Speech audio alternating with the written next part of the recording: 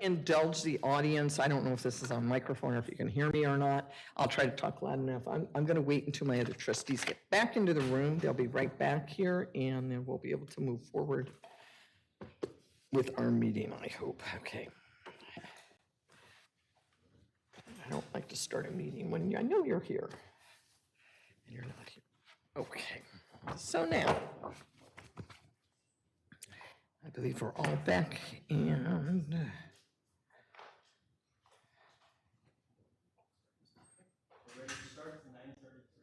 okay. I'm going to call the meeting to order at 9:33, the special meeting of the, oh, wait a minute, those are the wrong one. Oh, my God, golly. Wrong scripty. Here we go. Where's the right scripty? Well, this is the regular meeting of the Desert Community College District Board of Trustees is now called to order at 9:33. Oh, thank you so much. I'm totally out of it today. You may join today's meeting in person via Zoom, webinar, or watch the live stream from College of the Desert YouTube channel. These links are accessible by visiting the College of the Desert homepage. President Hope, please proceed with the roll call. Trustee Pettis. Here. Trustee Oden. Present. Trustee Kinnaman. Present. Trustee Gonzalez. Present. Trustee Stefan. Present. And at this time, we're going to have the Pledge of Allegiance, and if I could have Trustee Ron Oden lead us in that, in remembrance that yesterday was Juneteenth. Okay. We're thankful for the United States of America, and that's the reason we salute our flag. Let us begin. I pledge Allegiance to the flag of the United States of America and to the republic for which it stands, one nation, under God, indivisible, with liberty and justice for all. Woo. And I want to thank you very much, Trustee Oden. Let's see. At this time, we're going to have the student trustee swearing in, and Felipe Robles. I'd like to welcome you and ask you to please stand and raise your right hand and repeat after me to take the oath of office. Okay. There we go. I, please state your name. I, Felipe Robles, Do solemnly swear that I will support and defend the Constitution of the United States do solemnly swear that I will support and defend, defend the Constitution of the United States thank you, and the Constitution of the State of California and the Constitution of the State of California against all enemies, foreign and domestic, that I will bear true faith and allegiance to the Constitution of the United States and the Constitution of the State of California, and the Constitution State. Okay, thank you. That I take this obligation freely that I take this obligation freely without any mental reservation without any mental reservation or purpose of evasion, or purpose of evasion, and that I will, and that I will, oh, excuse me, and let me do that again, and that I will well and that I will well and faithfully discharge and faithfully discharge the duties upon which the duties upon which I am about to enter. I am about to enter. Okay, congratulations and welcome. And when we take a recess in a little bit here, we'll get some pictures over in front of the flag of, of the swearing in thing again, okay? And I'd like to welcome you to the board, and if you have any questions, you're sitting next to one of our trustees, you may ask them, and you're also sitting next to our parliamentarian and the student advisor, Carlos Maldonado. Okay, so please have a seat at this time, Welcome, Felipe. and welcome.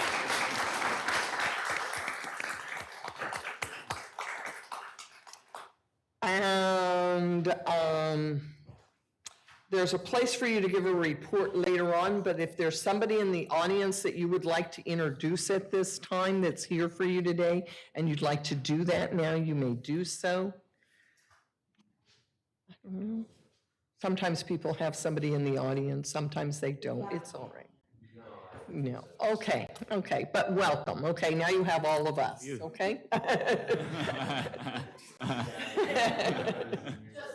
Just to clarify, this is Armando's brother. Oh, okay. So Armando is here. So Armando, we know you're very proud of him. Okay, thank you. You guys can talk about that later. That's okay. Sometimes I don't want to acknowledge my brother either. But that's okay. Didn't mean to embarrass you. Okay. At this time, the board agenda pursuant to Government Code Section 54954.2B2. The board may take action on items of business not appearing on the posted agenda upon a determination by a 2/3 vote of the board. If fewer than 2/3 of the members are present, a unanimous vote of those present determined that there is a need to take immediate action and that the need for action came to the attention of the local agency subsequent to the agenda being posted as specified. Confirmation of agenda. Are there any additions, corrections, or deletions to the agenda for June 20th, 2024? Anybody have anything? No? Seeing none, the agenda stands approved as presented without objection. Public comments. 3.01, requests to address the Board of Trustees regarding regular agenda items. Remote public participation is allowed and will be accepted in person by email to otp@collegeofthedesert.edu during the meeting and submitted for the record or by using the raise your hand function by joining the Zoom link. Pursuant to District Administrative Procedure 2345, each speaker will be allowed a maximum of 3 minutes per topic. 15 minutes shall be the maximum time allotment for public speakers on any one subject, regardless of the number of speakers at any one board meeting. At the discretion of a majority of the board, these limits may be extended. All comments must be submitted or brought forward prior to the end of the public comments section.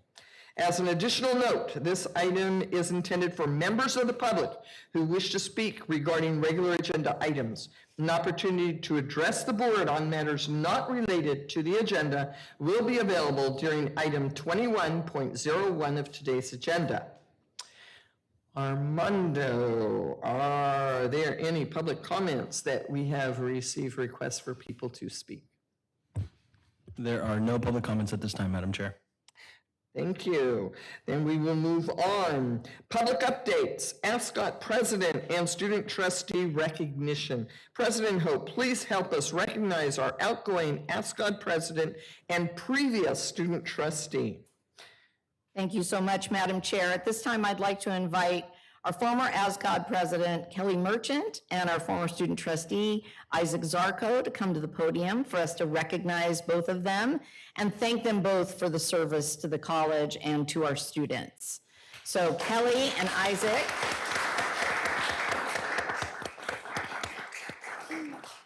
I know I personally have had the pleasure of working with both of you on a regular basis. And if we could start with Isaac, as a lot of you know, because we've been talking about it, Isaac is going to UC Berkeley in the fall. Before he transfers, he's going to be spending time with friends and family and getting himself ready for a brave new world and a new chapter.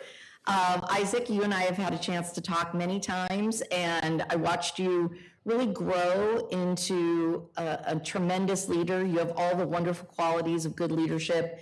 You're empathetic, compassionate, you have integrity. You're also, I think, a good listener, and you came with an ambitious agenda and you executed it. And you should be really proud of that and bringing people together. So at this time, we'd like to have a little recognition gift for you. Armando has it in recognition of your participation and leadership of our students and also your participation on the Board of Trustees. Thank you so much, Isaac.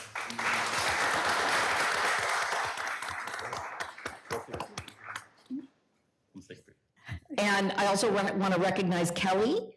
Kelly Merchant is a student leader who has also grown tremendously over the past year. She has some ideas about her future endeavors. She's looking to start an internship with the campaign for Raul Ruiz. She's also applying for transfer in the winter to continue a degree in political science, where she hopes to eventually transfer to UCR to work on a master's degree. And for the remainder of the year, she's going to continue to serve as an EMT in Coachella Valley. So we're very proud of Kelly. She embodies public service in everything that she does. She's a very inclusive leader. And I know all of us, she's participated on several committees.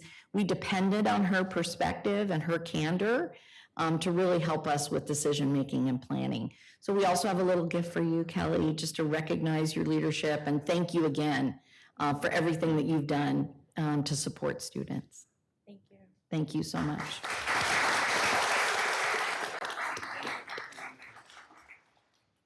Is there anything either of you would like to say to the board before we launch you off into the world? Thank you. You have to promise, Isaac, though, that you let us know how you're doing and that you keep us informed about all the great things that we know your life has in store. I will come back. Okay. Pinky swear. Okay. Kelly? I have a couple things to say, but they're all in my report, so Okay, terrific. We'll look forward to hearing it. Thank you so much, Kelly. thank you again.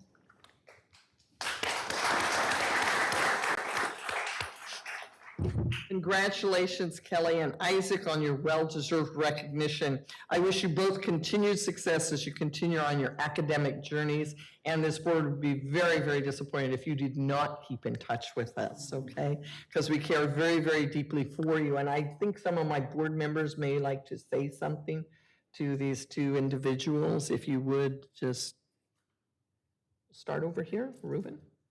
Sure. Just want to congratulate the both of you. It was a pleasure to work with you over the past year. Looking forward to see what the future brings you. I know it's going to bring great things to you. And just remember to come back. Home is home.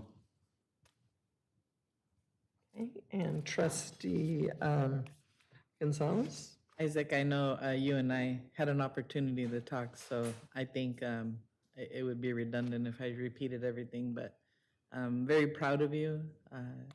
I know you're going to do amazing things. Kelly, same as well. For you, you've already taken the step and taken the leadership role, so you're ready. You're ready to go, and don't forget, doesn't matter what they say, what people do, you move forward and you stay with your mission, your vision, and just keep going. And don't let anything stop you. And I can't wait for you both to come back and see the amazing things that you will do. So best of luck to you, safe travels.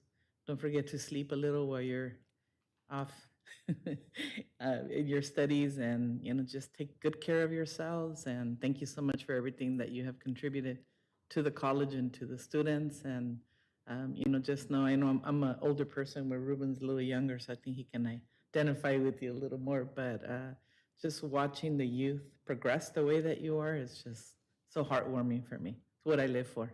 So thank you so much and best of luck to both of you. Okay, Trustee Oden, thank you. Yes. First, Trustee Zarco, your reports were second to none. And I always enjoyed listening to them. And I'm thankful to have had the opportunity of knowing you both and watching your growth and your involvement, not only with the board directly, but to observe the things that your contributions to the college and to the community at large. And in a special way with the political stuff, former politician, really appreciate your contributions and working that you're doing because the whole valley will benefit. Thank you and success in all that you do. Thank you for your comments. And Trustee Kinman? Yes, thank you, Madam Chair. I just want to wish you both the best moving forward, and I hope that you will continue to remember the cliche, once a roadrunner, always a roadrunner, and carry that with you, and from time to time reflect back on the time you spent here. And I would like to say to our student trustee, you helped us grow, so thank you. Thank you, Trustee Kinman. And what I'd like to say is you were road runners. You'll always be a road runner. You've learned how to run. Now it's your chance to learn how to soar, because road runners can fly, and they can fly quite high and quite well, regardless of what people say. I've had some in my backyard that have flown over fences that were quite tall. So I know that you're going to soar in the future, and that's why we want to see how you're doing, and we want to keep up to date with what's going on with you, because we're so very, very proud of you. You've run a wonderful race. Trustee Zarco, you've had a lot of lessons for us in your reports, and Kelly, you have done a tremendous job getting the students involved this past year. It's been wonderful to watch the growth and having the students come back and feel a part of our campus. And that was just absolutely amazing. So I'm so grateful for both of you and having had the opportunity to be able to serve with you. So thank you so very much. And like I said, we all know you're going to soar. So we just want to see how high, okay? So best of luck. And with that, we will move forward. President Hope, please introduce us to our reader for our proclamation for Pride Month 2024.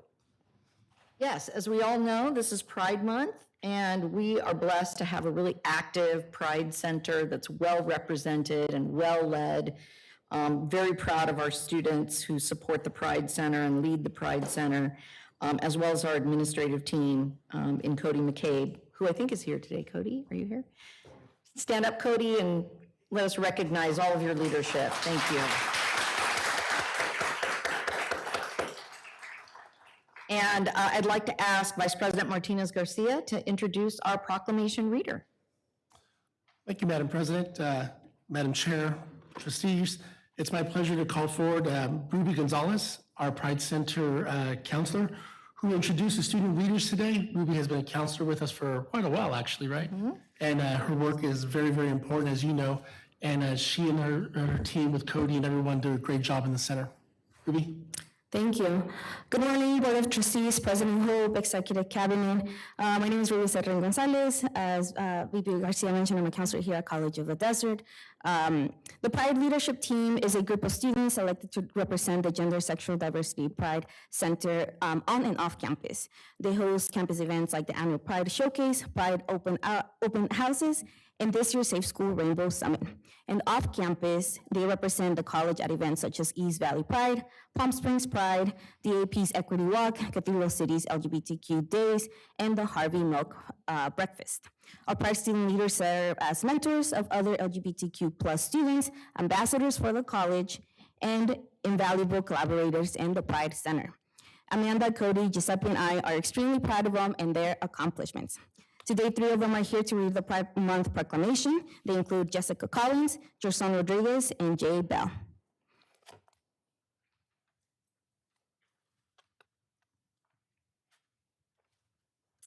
Hi, everyone. Good morning. I'm Jessica Collins. I'm going to be starting. Do do we introduce this? Whatever. Proclamation recognition of Pride Month 2024. Whereas the Desert Community College District recognizes our community's diversity as one of our greatest strengths and promotes inclusion as a key priority by celebrating diversity in people, philosophies, cultures, beliefs, and backgrounds. And whereas the Desert Community College District recognizes that lesbian, gay, bisexual, transgender, and queer plus LGBTQ plus people come from all walks of life, including race, ethnicity, religion, ancestry, national origin, economic status, physical or mental ability, medical condition, sex or gender identity or expression. And whereas a growing body of research indicates that LGBTQ plus people of color are adversely affected by cumulative discrimination and social exclusion, including racism from the LGBTQ plus community and homophobia and heterosexism within the racial ethnic community. And whereas in 2016, the American College Health Association found out of a sample of more than 33,000 undergraduate students, 10% identified as gay, lesbian, bisexual, trans, or questioning. And whereas recent research of college undergraduate students illustrated that 65.1% experienced harassing behaviors since enrolling in school, 21.5% reported intimate partner violence, and 15.2% reported having been stalked. And whereas the struggle for dignity and equality for LGBTQ plus people is mirrored in the determined dedication of advocates and allies who strive to create a more inclusive society and kinder community, and whereas LGBTQ plus Americans, including those who live in our local communities, continue to face marginalization, discrimination, and hatred simply for being who they are and for whom they love. And whereas the landmark Supreme Court decision of 2015 guaranteeing marriage equality in all 50 states was a historic victory for LGBTQ plus Americans and continues to affirm the belief that we are all freer when we are treated as equals. And whereas the rainbow flag, also known as the LGBTQ plus pride flag, serves as a symbol of hope and inclusion to the lesbian, gay, bisexual, transgender people, and LGBTQ plus social movement. And whereas flying the rainbow flag throughout the month of June further symbolizes the celebration, support, and affirmation of diversity, equity, inclusion, and access. And whereas June is a time to celebrate and affirm our LGBTQ plus community, raise awareness of quality services, and foster dialogue to promote a healthy, safe, and prosperous community college for all. Now, therefore, be it resolved that the Board of Trustees of the Desert Community College District declare June 2024 as Pride Month and encourage students, faculty, and staff to eliminate prejudice wherever it exists and to celebrate the LGBTQ plus members of our community. Thank you all.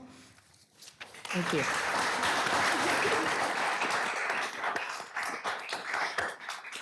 I want to send out a special thank you to Ruby and to a very, very special thank you to our student readers. I know that it's intimidating to come up here and speak to us, but you guys did an admirable job of reading this for us, and we really, really appreciate it. So thank you very much. At this time, we'll move into new employee appointments.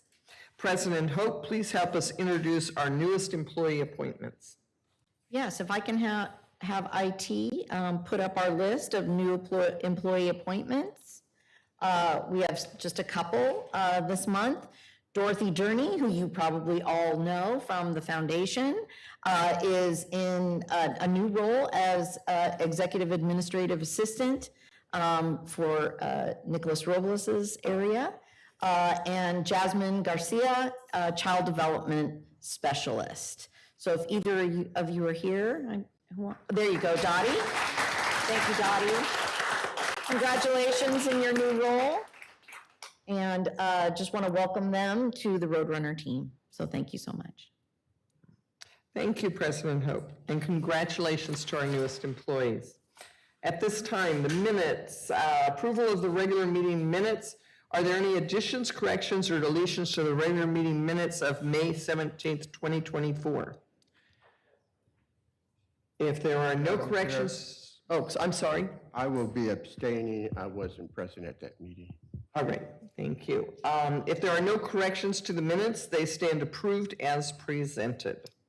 And so thank you very much. I believe you watched it via the whatever we call it, live stream system, or afterward? No? Okay, I thought you had. All right. It was at my grandson's graduation. Yeah, and then you had to fly back and everything, so it was kind of chaotic. So, yeah, but we're so glad that you could attend your grandson's graduation. So that's a great thing. At this time, we'll start the reports. Associated students at College of the Desert, and this is ASCOD. We'll have the ASCOD president, Kelly Merchant, and we're so glad you get to give one last report. Yes, good morning. I'm happy to join you all for one last time. Since I last reported, more than half of our student leaders and I graduated with our associate's degree. The commencement celebration was beautifully arranged at Acrisure, a location I wish the college continues to partner with. Looking around at my peers, I was grateful and proud to see our effort and perseverance manifest at this celebration. Many of the student leaders are transferring to wonderful four-year universities, which is all thanks to this college. On behalf of the students, I'd like to thank you for your efforts in pushing us forward with a strong transfer and counseling support. As I reflect on this year, one main theme comes to mind: building foundations. Throughout the year, we have begun rebuilding what was once damaged by the pandemic. The Student Senate size was dramatically impacted with inhibited many of its duties.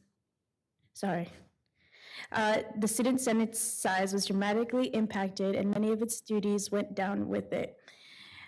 This year, we made major steps towards strong student government.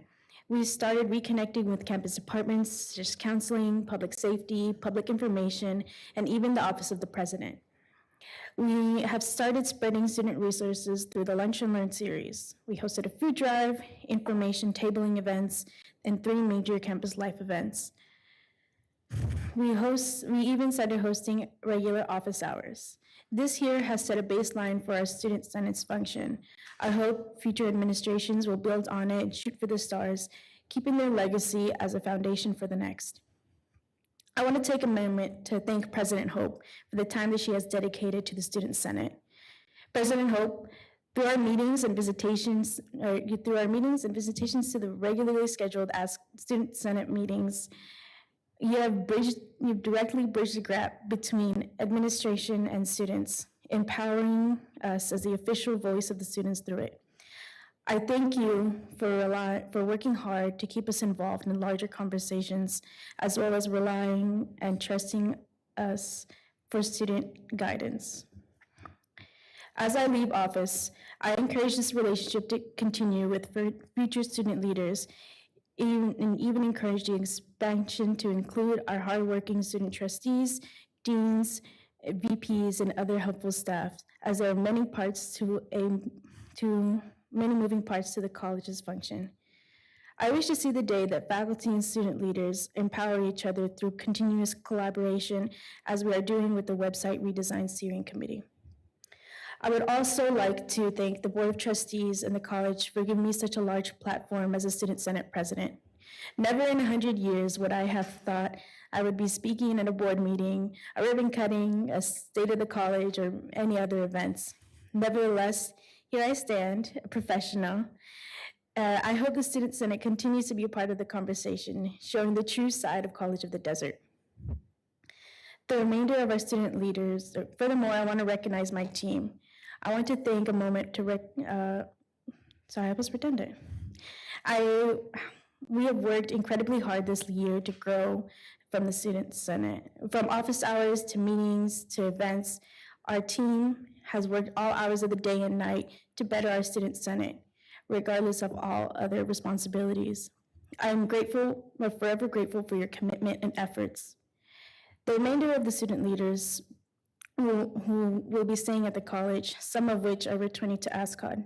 To those members, I truly appreciate your dedication to the Student Senate and willingness to continue the legacy we have begun.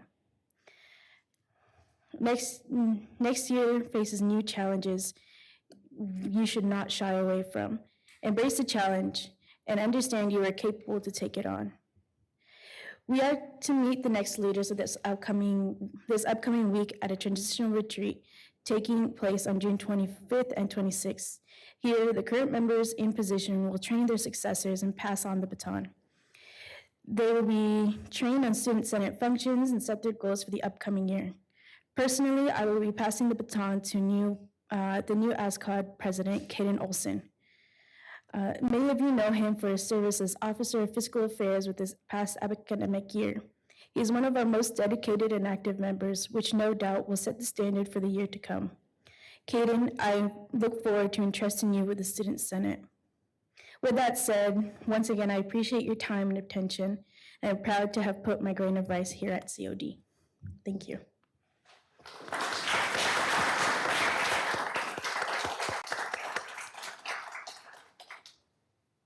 Thank you so much, Kelly.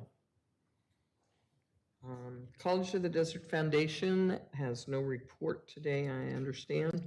California School Employees Association, CSEA, Omar Fimbris, the CSEA president, please step forward.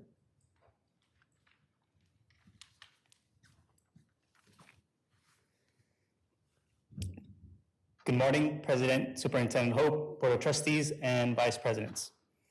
As President of CSEA Chapter 407, I'm proud to share some of the achievements of our classified staff. 3 of our members received awards from the adjunct faculty. Mark Rizzo and Tina Gonzalez received the Judith Mandel Award for their outstanding contributions and dedication in specific fields. Cheryl Eder received the David Basher Award for her contribution to the adjunct's sense of inclusion. These 3 and all CSEA members are diligently working behind the scenes to make sure that students, faculty, and staff receive the best efforts daily. Recently, the nursing classified staff provided informational tours to dual enrollment students from area high schools. These students also learned from classified staff about other services offered to our students, including the Basic Needs Center, the Career Center, and Student Life. The list of valuable student services staffed by classified staff is very long. However, I only have 5 minutes to speak to you, so I'll move on to the other updates. Our union has recently provided numerous unity activities for our members. There were daily activities offered during CSEA week, including donuts with e-board members at Palm Springs and Mecca Thermal campus, brown bag lunches at Indio and Palm Desert, dinner and karaoke with the night crew, and scavenger hunt at all locations. Last week, we held a bowling activity at Fantasy Springs, and on July 5th, we will be attending a Palm Springs Power baseball game. It's great to come together with our members, their families, and friends to laugh, chat, and have fun together.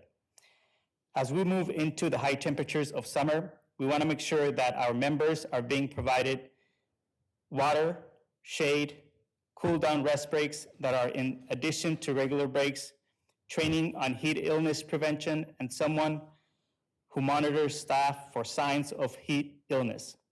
CSEA will be providing heat illness safety reminders to our members and placing posters on our bulletin boards. Although we brought the issue of reclassification and classification to your attention at the last board meeting, we are here to tell you that the system is broken. It is negatively affecting our classified staff in numerous ways. Morale is low and staff are feeling frustrated. Work is being assigned that is not in their job descriptions, and although our classified staff are agreeable to helping, they deserve to be recognized and potentially compensated for additional tasks assigned by management that are over and above their job duties. It is time for the district to do a review of the process and find out why it takes an average of 3 years to reclassify your employees. This review should also include a plan to resolve the 22 reclassifications that are standing. Our negotiations team is currently prioritizing work with the district to ensure that our members are heard throughout the bargaining process. Thank you for the opportunity to be here. This concludes my report. Thank you so much. And now we'll go to College of the Desert Adjunct Association, CODA, Kathy Levitt. President. Madam Chair, Kathy was unable to make it this morning, so her report is submitted for writing only. Okay, so we will read that and review that. We'll move on down to College of the Desert Faculty Association, CODFA, and they have no report. Academic Senate also has no report. And at this time, we'll start with the governing board. Our student trustee Robles. Yes.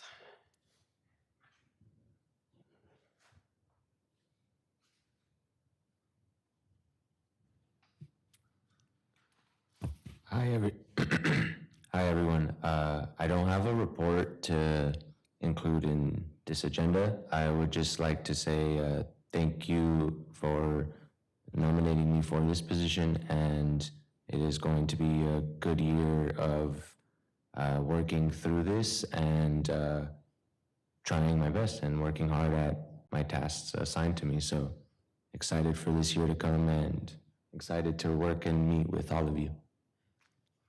Thank you so much. And at this time, Trustee Perez, your report. Thank you, Madam Chair, for the opportunity this morning. Let me start by wishing everyone a good morning. Campus looked beautiful this morning, as always. Thank you to our grounds team. Gracias. Ustedes siempre se dejan caer la greña. To translate, that means that they always do a good job. They always get down. I want to congratulate all and everyone who participated on a wonderful commencement ceremony, and thank you to all the staff, faculty, administrators, and IT team. They helped all us out with that, as well as the guest speakers who shared their beautiful stories. Thank you. I want to give them a round of applause, so if you all will join me in that, I think they deserve it.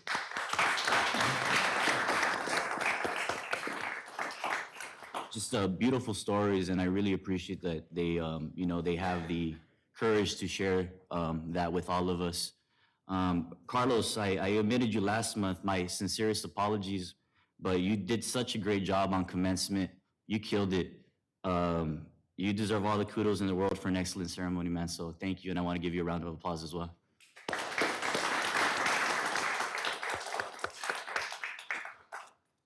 Thank you to Acrisure for hosting us again. We're so appreciative of it. Being able to have an indoor graduation where students are able to invite whomever they want has been wonderful for all of us. It's been a complete game changer. So thank you for hosting us again, and we hope to continue that partnership in the future. Go Firebirds.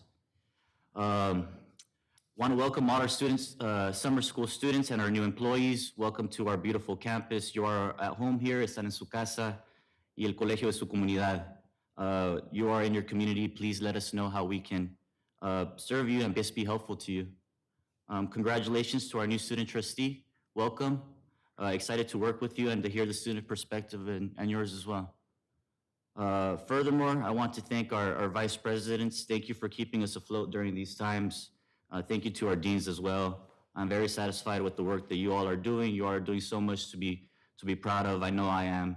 You are all accountable, ethical, diligent. I can go on, and I know we're voting on your contracts today. Without getting too ahead of myself, I can't wait to do so. Every single one of you are doing a wonderful job. Thank you, everyone, for all your good work. I believe that leadership starts at the top, however, and I'd be remiss if I didn't. I want to commend our superintendent president, Dr. Hope, for all her exception efforts. You two are killing it as well, and please pardon me for my rhetorical questions, but what are summer school numbers looking like? Where are we at right now? Thank you for asking, Trustee Perez. We're at about 8% higher than we were last summer. In large measure, it's because of the work of student services and instruction with the back-to-school days and the high school days that we had leading up to summer school, where students were enrolled in both summer and fall. So we're very optimistic about how enrollment looks, and I want to turn to Vice President Martinez Garcia in case he wants to add anything to that. Yeah, the only thing I'll add is just thank you to all the individuals who work diligently and tirelessly every day, from A&R, financial aid, outreach, IT, just everybody does just a great job. And especially right now, I'd like to thank the deans also. and Roz and the schedulers to really moving the needle as far as moving the schedule up as far as we did to be able to accommodate all the students that came in the spring. So it was just a great job by everybody. Thank you. Excellent. And then on top of all the other stuff you're doing, and despite everything else, that's awesome. So heck yeah. I wish everyone a wonderful summer session. It's been hot out. Make sure you drink water, stay hydrated. Know that we're here if you need us. Thank you, Madam Chair. That concludes my report. Thank you, Trustee Perez. Trustee Oden? Thank you.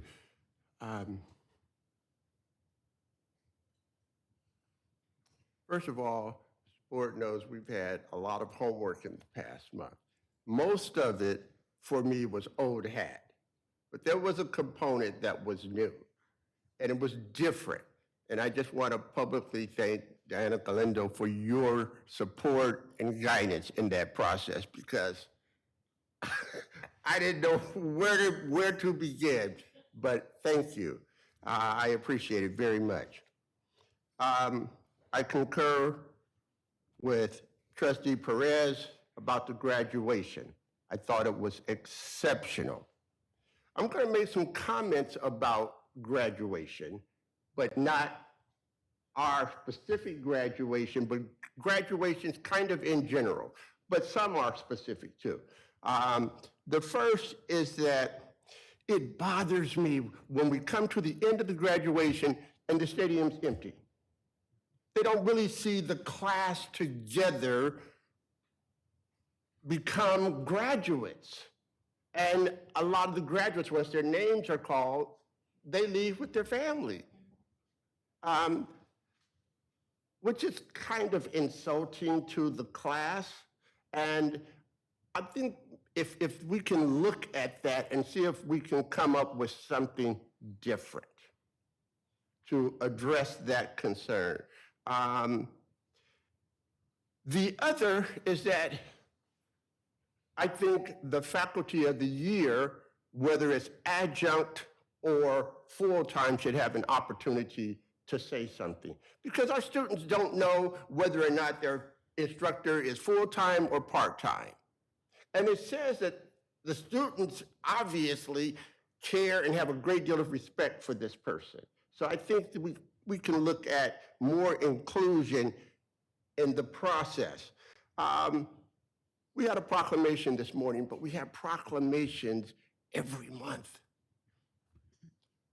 But I think the focus of the proclamations support our vision and part of our mission, which says we support diversity and inclusion. And taking that time in the meeting shows that we support. And so I really appreciate that. And that's also included in the reports. Now, I'd also like to say a special welcome to Felipe, and look forward to working with you. And make sure that's it.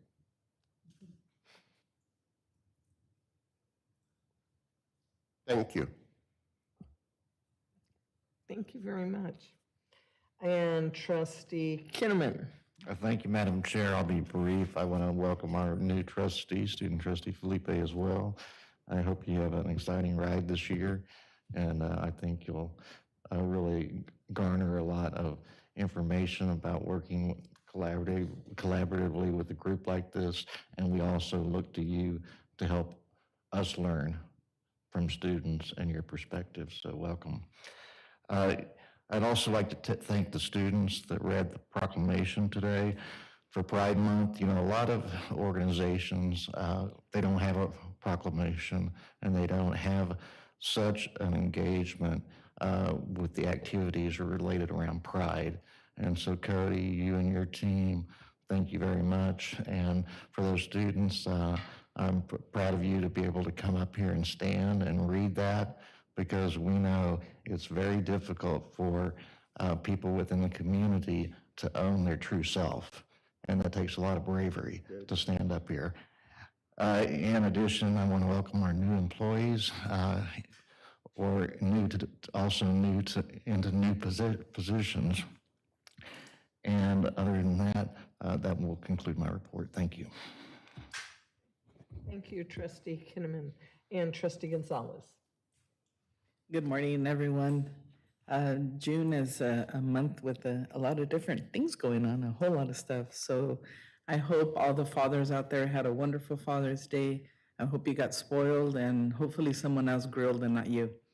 But, I miss my dad all the time.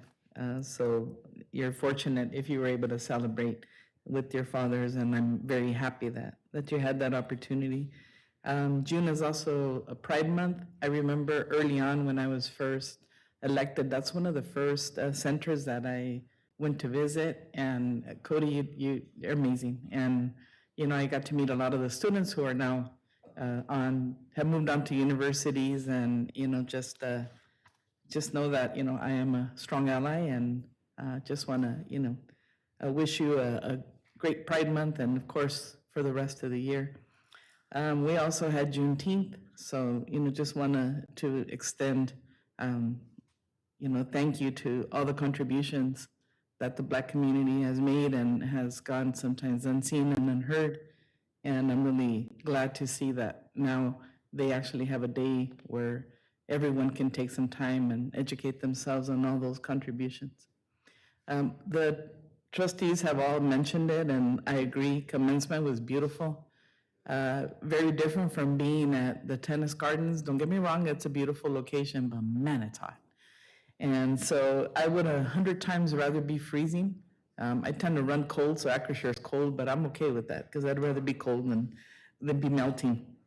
But it was beautiful. Thank you to everyone who was involved in securing the location and putting it all together. The flowers, oh my gosh, they were just gorgeous.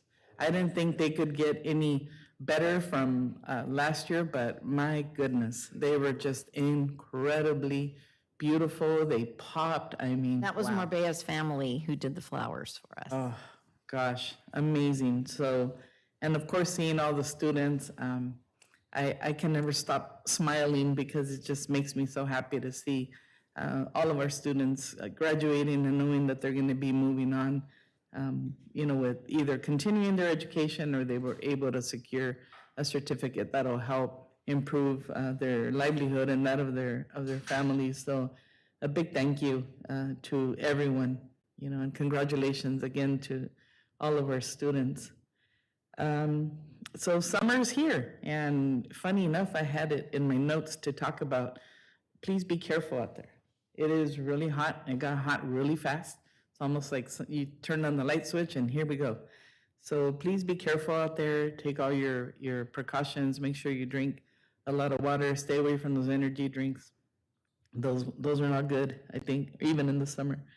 But other than that, I'm really happy to hear the enrollment, that it's up and it's summertime. So thank you to everyone who is still hanging in there and providing summer courses for our students, and our students that, are going to take that opportunity to advance, because I know it's pretty hectic. It's a very, very hectic schedule. And I, of course, also want to, thank our VPs and our interim president, just to see how well we are recovering after the pandemic. I know it seems like it happened a really long time ago, but it really didn't. And I'm just really happy to see the strides that we've made. And, I want to appreciate the team that puts together all the advertisement. I swear I've never seen so many billboards, and I see the Roadrunner Express on the expressway sometimes, no pun intended, when I'm driving. So it's just really neat to see that, the college is well advertised and it's showing, right? There's great things happening here. And I think it's because we have the proper folks in key positions that we need. So hopefully we continue that work, and I can't wait to see what fall numbers look like. I really do think we're going to see a big jump, and I think it definitely has a lot to do with all the work that we're doing. I'm excited, Laura, for the program that's going to address the anti-recidivism. It's a subject that's near and dear to my heart, and I think that's just going to catapult our community and just provide so many opportunities, for folks who, just maybe had a bad day, made a bad decision, and I don't think you should spend the rest of your life, paying for it when you are able to change the trajectory of your lives, and in doing so, it will set a standard for a lot of other students in the community. So just excited to see what the future holds, and those are my remarks. Thank you. Okay, thank you so much, Trustee Gonzalez. And now for my report, I'd like to welcome Felipe as our new student trustee. We're excited to have you on board. Believe me, all of us will be offering you all of our support and suggestions, but we want to hear from you and we want to hear from the students, okay? And if you need any help with anything, you can call on any one of us at any time. I know that President Hope works extremely well with our student trustees, and I'm sure she'll be meeting with you and giving you some guidance in that area. She's wonderful. She really is wonderful for our students to work with. So welcome aboard. Welcome to our new employees. Just a note on graduation, I'm always so thoroughly impressed and so just at awe at how everything comes together that day. I know there's so much work that goes into it behind the scenes, but the way it comes together and the way it's always seems so perfect. I agree with my colleagues that I wish at the end that every one of our students would be there to turn their tassels as a group, because I was told when I graduated each time, from the time I first started graduating, when I cap and gown in high school, that unless you turned your tassel, you really hadn't graduated. So I would hope that somehow we can get that message across. I know I was really disappointed when I got my master's and my doctorate because you don't wear a hat. So you don't get to turn your tassel. And so I thought I really hadn't graduated. And then I found out later, well, you don't have to when you do that because you got hooded or you got the other thing put on. So it was like, okay. But that's so important. And it's also, when you look out at the end and you want to see everybody with their little diploma in their hand and you've got all these empty seats, it's kind of like a little letdown, kind of like all your Christmas presents just kind of disappeared all at once. And to me, that's such a special day.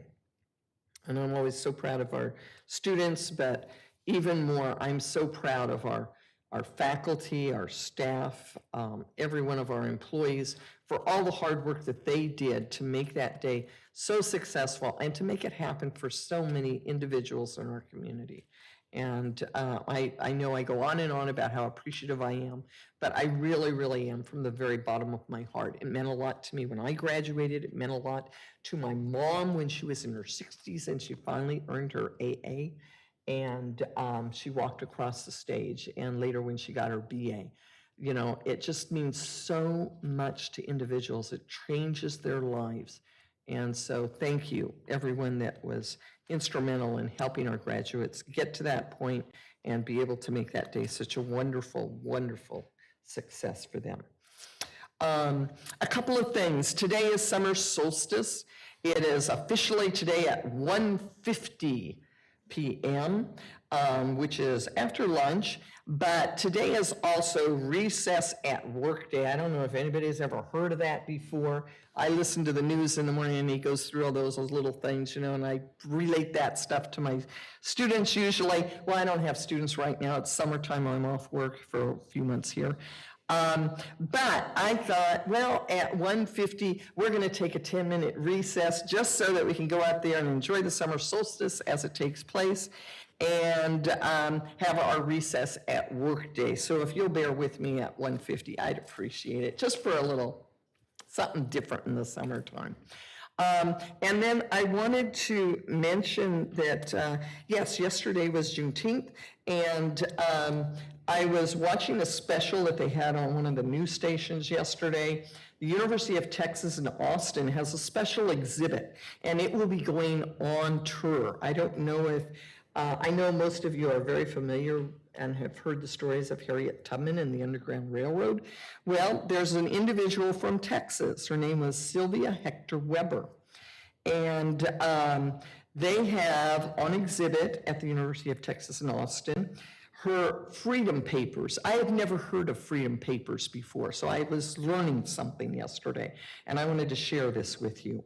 The freedom papers were papers that people could, there was a payment they had to make. And evidently Sylvia Hector Weber and her husband were told that to get her freedom papers, they would have to, they had 5 children, I believe it was, they had to turn over 2 of their children to slavery. Well, they didn't do that, but they were still able to get her freedom papers. They had a place that was actually on the Underground Railroad where they got the people, if they got to that spot, they ferried them across the rivers to Mexico so that they could get to freedom. And I thought, how wonderful, you know, to have another country assisting in the Underground Railroad. I didn't know that had happened. I didn't know anything about this individual. And I thought, man, you learn something every day. And I thought, what a wonderful thing to do on a special holiday like that, to learn something else about freedom. Freedom is a very fragile thing when you think about it. And the fight that people have had to go through for freedom, you know, it really makes us all stop and think. And one of the reasons why I'm so involved here at the college is, to me, education is that road to freedom for every person in the world. And I'm so grateful to be able to be a part of this college, to be a part of education at any level that I can assist at. And I thought it was an interesting thing. And if this exhibit does go on tour, I was hoping that maybe there'd be some way that we could try to get it to come to our valley so that we could see what freedom papers were, because they said that, you know, they were, you know, you can imagine how valuable that would be for an individual to have a paper that says you were free, you know, not just the Emancipation Proclamation, you know, that still we had people that were enslaved after that, and that, you know, people were trying to gain these papers that I didn't know they existed. And I thought, what an educational item for our community and for our students if we could get that to come here. So it's just something to think about, and I always figure learning is lifelong, so hopefully I'll learn something every time we have a holiday, whether it's cultural or related to something else in history, because so much of history is people, you learn the same things over and over again in school. We've all been through that. And this was something new and different. And so I was so appreciative of that. And the numbers for summer school are outstanding. That is really, really exciting. So with that, I will conclude my report, and I hope you're all having a glorious summer. It actually starts officially. Today is the longest day of the year, but officially tomorrow will be the first full day of summer. So with that, we will move on to our Superintendent President Hope. If you will please provide your report, please. Yes, thank you so much, Trustee Stefan. And just want to start by also picking up on commencement. It was a beautiful celebration. Both Carlos and Nicholas Robles deserve a lot of credit for making it go so well, as well as the entire committee. Also really appreciated Dr. Hassan's work as the MC. He does a terrific job of keeping that going. And it was beautiful, and I was so grateful to have the opportunity to be part of that celebration. We also had a wonderful end of the year celebration, a reception after. Thank you to Trustee Gonzalez and Trustee Stefan, who joined us for that celebration as well. This past month, I also attended the Inland Empire Athletic Commission at Crafton Hills College to hear the concerns of athletic leaders and understand their challenges as we go into a budget crisis with a lot of uncertainty. And so I was really happy to sit at the table with our athletics team and learn more about what they do to make sure that our athletes are successful. And thanks to Dean Plunkett for everything that he does to support athletics. I also want to announce that Vice President Garcia has put in place some fresh food vending in Palm Desert. So when Beeps is closed, students have the access to fresh food. And we've also put fresh food vending out at Mecca Thermal, since students do not have great food options there. And we wanted to make sure that they had options that were better for them and also more diversified than what we had had previously. So I think that's an exciting element. As we all talked about, it is Pride Month, and as you may have seen from my Monday Minute, we are focusing on gender-neutral restrooms, which I have promises that those will all be complete by July 1st, that our single-use restrooms will all be converted into gender-neutral restrooms by July 1, and they will also be marked on our maps, so that our students will know how to access those support systems. At this college in particular, I think we do a great job of supporting and helping our LGBTQ plus communities. And it's very important that we have the infrastructure that supports their needs. Also want to mention that I was on a leadership panel with a representative from Greater Palm Springs and RAP for our Sunline colleagues to discuss leadership strategies and approaches to leadership through our PACE program. Thank you, Veronica. You did a great job. Also want to make sure that we celebrate the fact that the district has heard back from the Department of State Architects for both Roadrunner Motors and our Palm Springs expansion project. And so that is terrific news that we have the green light to continue the development for both of those projects. And the construction will begin in fall of 2024 for both projects. Also participated with College of the Desert and Moss, who gave a presentation regarding the Palm Springs campus, coordinated through One Palm Springs at the Palm Springs Cultural Center. About 35 people attended with specific questions.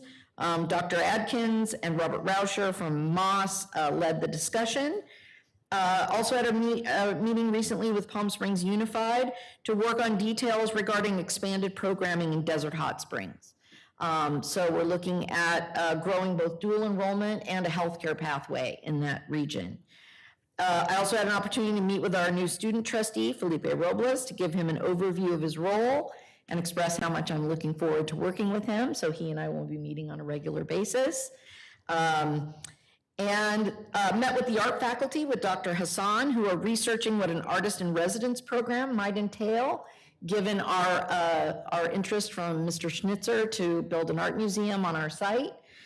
So we're starting to do some research and brainstorm ideas that we can provide to him. I also attended a board retreat for the Learning Lab, a project under the Governor's Research and Planning Department focused on higher education. I represent the community colleges on this advisory board, and they issue grants and lead efforts around innovation. Specifically, we will be focused on AI this next year and its impact on higher ed. Also had the opportunity to attend Jobs for the Future convening with our regarding our work-based learning strategic plan. We are in the process of moving both phlebotomy and farm tech out of our PACE area into non-credit, which means it'll be free for students and they will be able to do that at a rapid pace. And then finally, you may have seen in Desert Sun that this fall we're beginning programming, as Trustee Gonzalez mentioned, in the Juvenile Justice Center in Indio as a result of a Rising Scholars grant that College of the Desert received for $1.5 million to ensure that those young men have the opportunity to turn their lives around. You know that incarcerated education is very important to me personally, and the impact that it has on recidivism is meaningful and significant. And one of the things I'm really proud about with COD is we prioritize students. No life is disposable. And so education has to be always top of mind. So really proud of that work and proud of Amanda Phillips, who's leading that work. Thank you so much. At this time, the board is going to go into closed session. And if I could have the members of the board in the closed session in about 10 minutes, I believe that will be 10:45. Is that close enough? Okay, so at 10:45, we'll begin in closed session, and then we will be coming back to the open session after we're in closed session. So, right now, we are recessed to closed session. The live feed of this meeting will continue.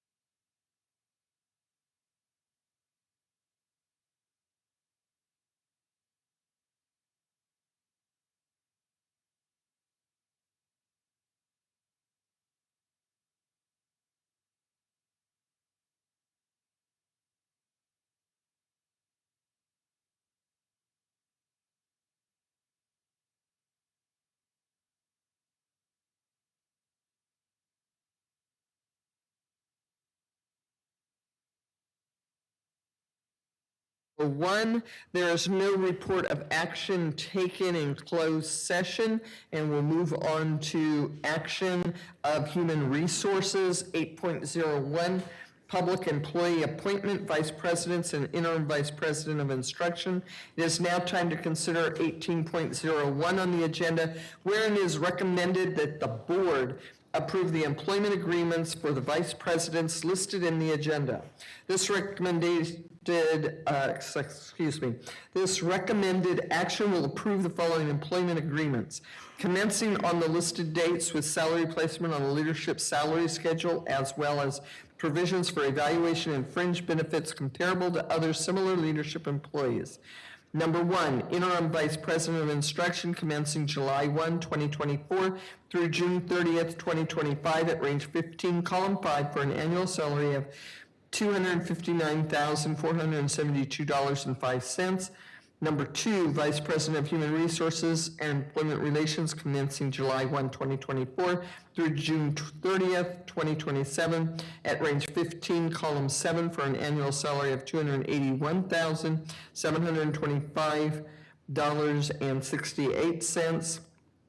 And number 3, Vice President of Administrative Services commencing July 1, 2024 through June 30th, 2027 at range 15, column 7 for an annual salary of $281,725.68. And number 4, Vice President of Student Services commencing July 1, 2024 through June 30th, 2027 at range 15, column 7 for an annual salary of $281,725.70. Do I have a motion to approve item 8.01 as presented? Madam Chair, one second. Before we had a minor audio glitch. Will you just repeat the readout for number 1 and 2, positions 1 and 2 for the audience on Zoom? Okay. Item 1 was interim vice president of instruction commencing July 1, 2024 through June 30th, 2025 at range 15, column 5 for an annual salary of $259,472.05. Number 2, Vice President of Human Resources and Employee Relations commencing July 1, 2024 through June 30th, 2027 at range 15, column 7 for an annual salary of $281,725.68. And we don't need to reread the others because they're already in the system. Okay. And it's been moved by Trustee Gonzalez. Do I have a second? Second. And seconded by Trustee Perez. Is there any discussion? Yes, Madam Chair. I know that we'll all be voting on this. I will express that I wish that we had our permanent president in place before this was coming before the board. So the timing is kind of challenging for us, and I'll be taking that under consideration. Okay. Any other discussion?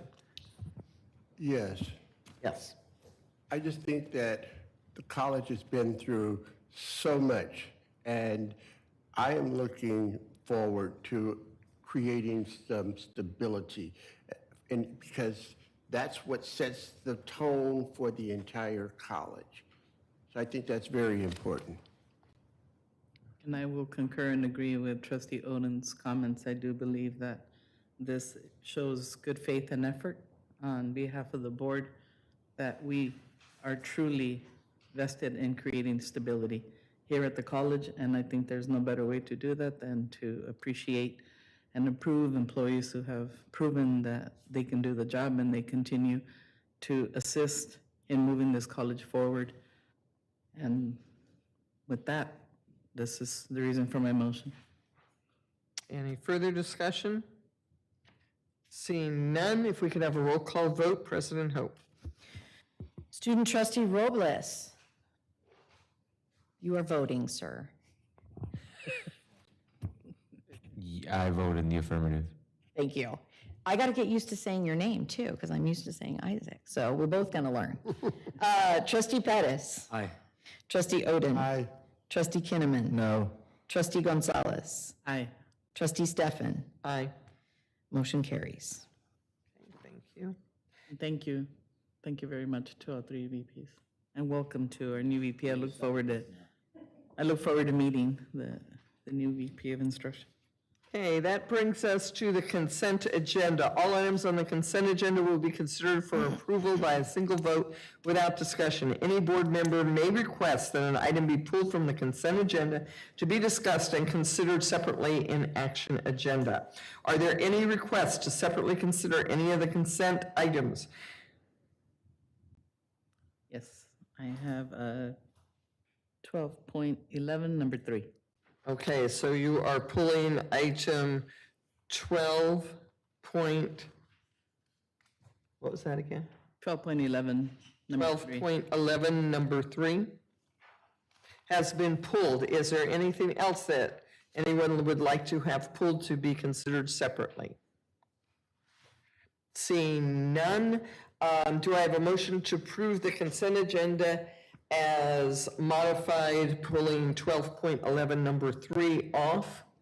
So moved. Is there a second? Second. And if we could have a roll call vote, President Hope. Student trustee Robles. Aye. Student trustee, trustee Pettis. It's good that I still. You are the youngest one, but you're not the I'll take that any day of the week, man. Yeah. Aye. Trustee Oden. Aye. Trustee Kinnaman. Aye. Trustee Gonzalez. Aye. Trustee Stefan. Aye. Motion carries. Thank you. Let's see, that brings us to action agenda. The item pulled from consent agenda for separate discussion and consideration was formerly item number 12.11, item number 3. Do I have a motion to approve item 12.11, number 3 as presented? So moved. Is there a second? Second. And is there any discussion? And Carlos, if you could tell me, is it the correct way that we did this? Or did we have to, was I supposed to have pulled all of 12.11? Yeah, you were very specific. 12.11, number 3 is the only item for consideration. Yes. In the future, it's best practice to pull all of it and then divide. But I think everyone understands you're voting solely on that one. Thank you. You didn't I stop? cheated. Did the shortened version. Okay, I'm Not that sorry. fast. But we're there now. Okay, is there any discussion from anyone? Yes. Trustee Gonzalez. Well, for me, as you all know, I wholeheartedly support a West Valley campus, but I will always hold firm in that it should have been built where students actually reside. And so I'm also seeing here that this is a sizable increase. So I would just urge everyone to keep an eye on those. Those are my comments on that. That's the reason why I don't support this item. Okay, thank you. Anything else for the discussion? Seeing none, if we could have a Yes. roll call vote, please. I think trustee Oden has. Oh, I'm sorry. I I'm sorry. apologize. Not on that particular item. Go ahead. That's fine. Okay. So roll call vote then? Yes. Okay. Student trustee Robles. Aye.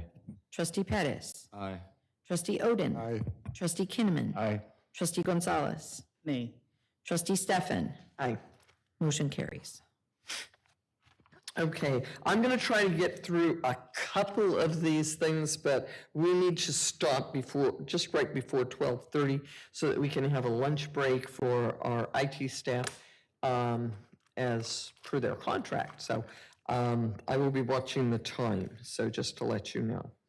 Okay, at this time, we are to action items, starting with Board of Trustees. 15.01, adoption of board goals. Before we take a motion, President Hope, can you provide some context for this item? Yes, for item number 15, what we have is our, oh, excuse me, am I on the right thing?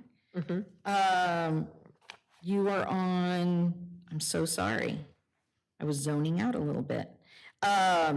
Under the adoption of the board goals, that's where we are? Yes, thank you, IT.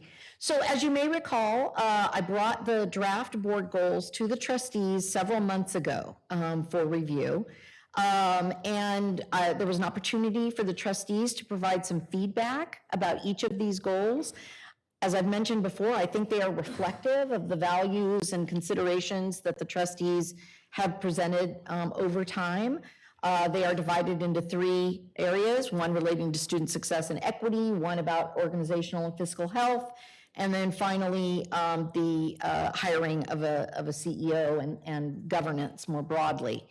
Having not received any feedback, I wanted to bring this item back to the board in order to determine if there was any additional feedback that maybe you were thinking about that I hadn't heard, so that we can move this item along in time for our visit from our creditors in September. Just really a discussion about whether or not there are any additions, subtractions, modifications that the trustees would like to make to these goals. Madam Chair, Yes. I don't have an addition, but I would like for you to talk a little bit about Ed Sites and the role that it will play in assisting us in accomplishing these goals. Yes, thank you, sir. Actually, I'm very grateful to Trustee Oden, who brought Ed Sites to me as an idea after the CCLC conference last year. Ed Sites is a platform that allows us to provide weekly text messages to students, and they answer multiple choice questions in order to get some feedback from them. So for instance, one of the questions will be, number one, how are you feeling about your financial situation right now? And they can answer, I'm good, I'm struggling a little, I'm struggling a lot, right? Or doesn't apply. Then we can take that data in real time and make it actionable in order to reach out to students if they let us know that we are struggling.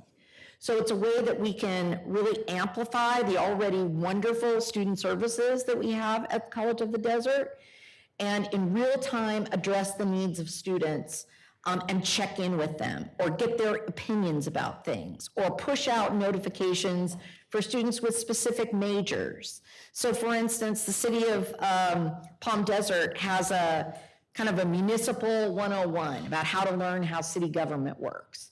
We could use this platform to push out those opportunities to political science majors, for instance. So the student government looked at Ed Sites as well as the executive team and our Guided Pathways team.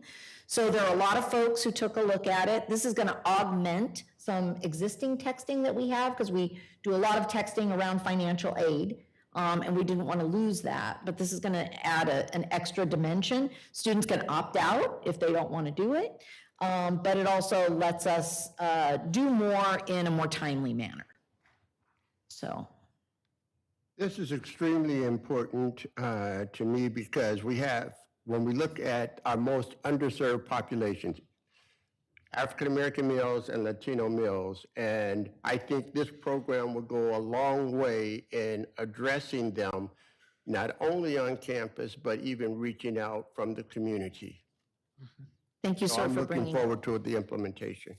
And Thank you. If I may, I want to appreciate Trustee Odom for bringing this forward. I know some of our local cities are offering this summer paid internships.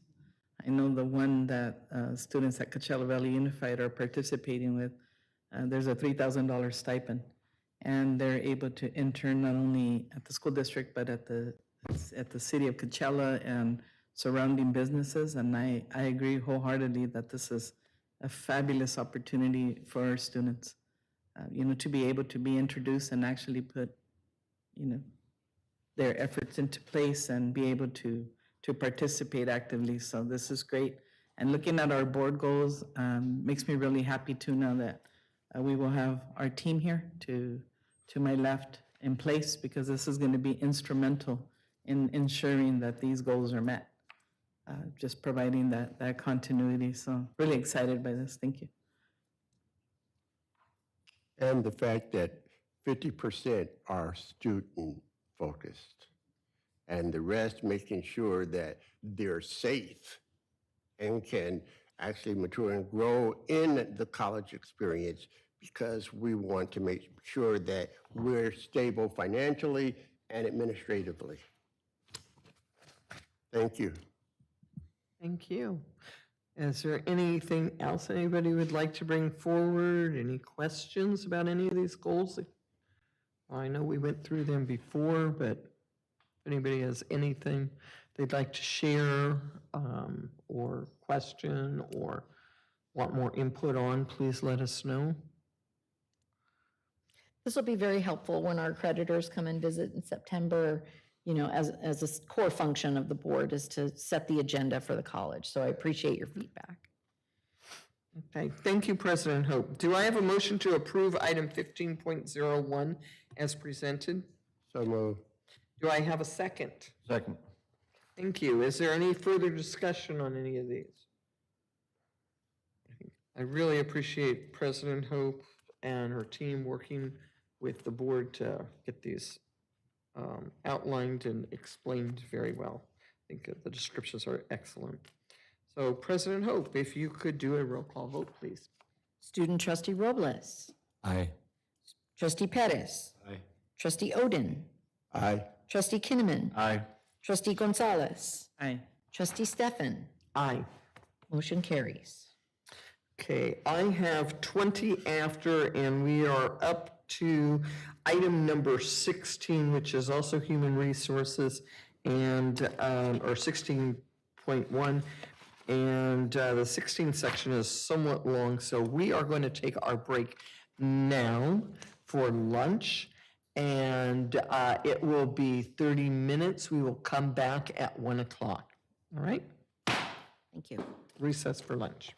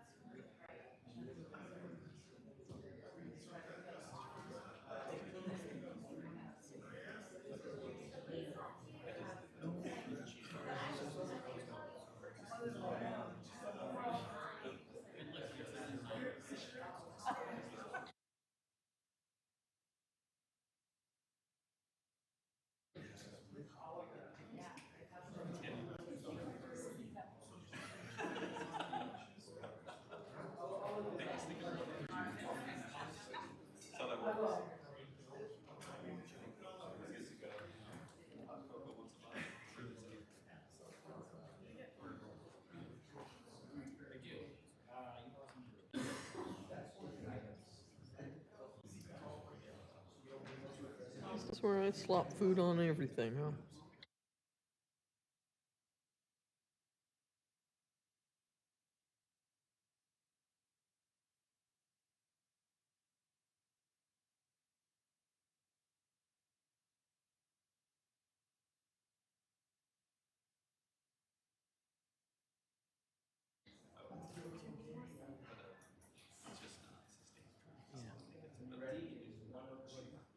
Okay.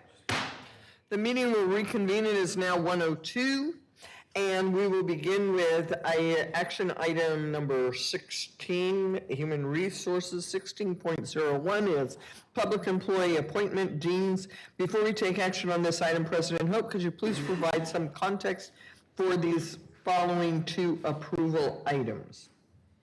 Yes, thank you, Chair Stefan. So before you, the trustees are contemplating the contracts for deans and directors.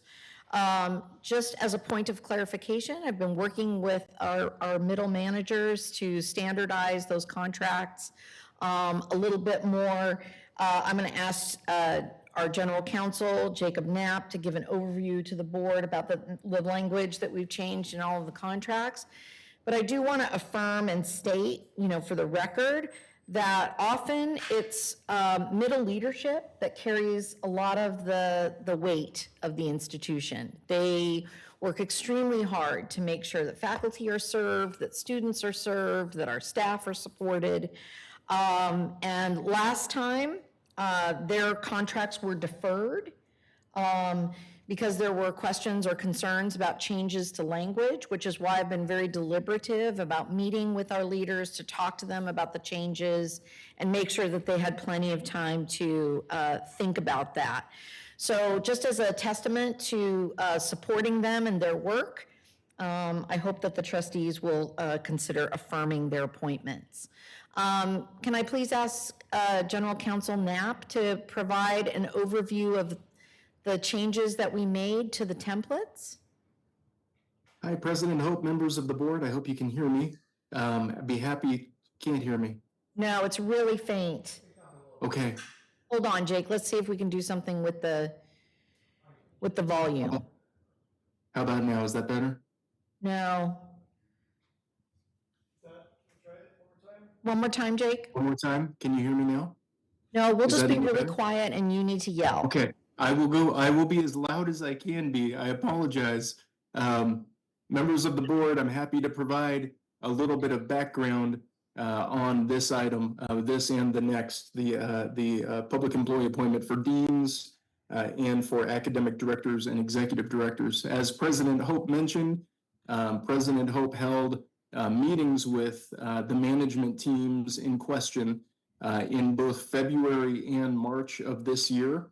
And at those meetings, there was a discussion about potential contract changes, and there was an open discussion to address any questions or concerns that the employees might have. The managers did provide feedback on their priorities for their employment contracts at these meetings.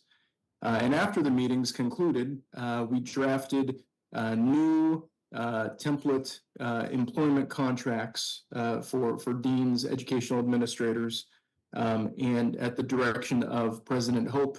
And those drafts were provided to the employees in question for their review and to have any questions answered. We did receive some questions and were able to provide clarity. But again, this process has been going on, and I think in a very positive way since February. And the contracts are now before you, the board, for your consideration under items both 16.01 and 16.02. I'll highlight a couple of the major provisions in addition to the salaries that are identified in the board agenda for each of these items. Some general include that employees in these categories would receive 6 months notice at least in the event that there was an intent to non-renew an employment contract to provide the employees with some additional stability and assurance. There'd be a maximum of 6 months salary and severance in the event that a contract were to be terminated early. We also included the new outside consulting, outside professional activities language that will also appeared in the vice president contract, so that if any of these employees were to seek outside employment, they would need to notify the district and receive advance approval, which is pretty standard at districts throughout the state now.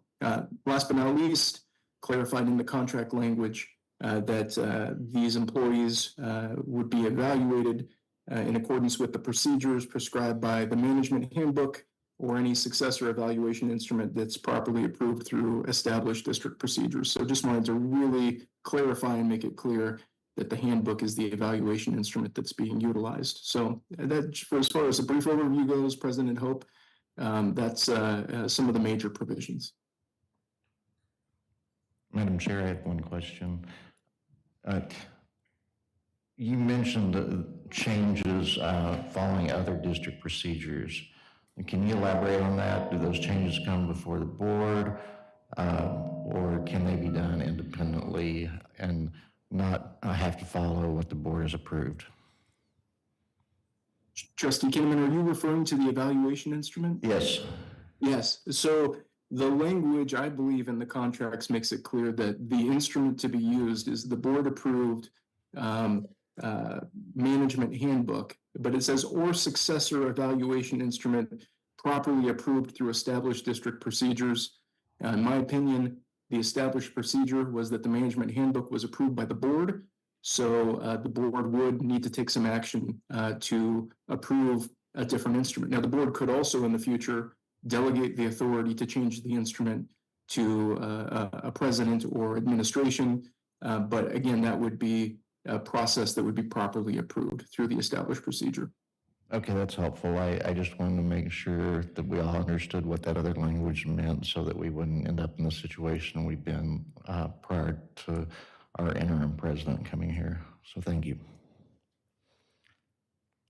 Thank you for the question, Trustee Kinnaman. So just, in closing, we're trying to create some standardization, but also illustrate the commitment of the college to these employees who, didn't get a contract last year, and I believe that they are deserving of it.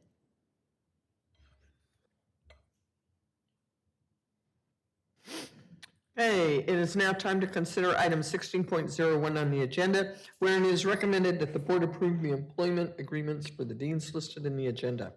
The recommended action will approve the following employment agreements, commencing on the listed dates with salary placement on the leadership salary schedule, as well as provisions for evaluation and fringe benefits comparable to other similar leadership employees. First, Dean of Social Sciences and Arts, commencing July 1, 2024 through June 30th, 2026 at range 11, column 10, for an annual salary of $197,208.14. Number 2, Dean of Applied Sciences and Business, commencing July 1, 2024 through June 30th, 2026 at range 11, column 10, for an annual salary of $197,208.14. Number 3, Interim Dean of Enrollment Services, commencing July 1, 2024 through September 30th, 2024 at range 11, column 10, for an annual salary of $197,208.14. Number 4, Dean of Communication and Humanities, commencing July 1, 2024 through June 30th, 2025 at range 11, column 10, for an annual salary of $197,208.14. Number 5, Dean of Counseling Services, commencing July 1, 2024 through June 30th, 2026 at range 11, column 10, for an annual salary of $197,208.14.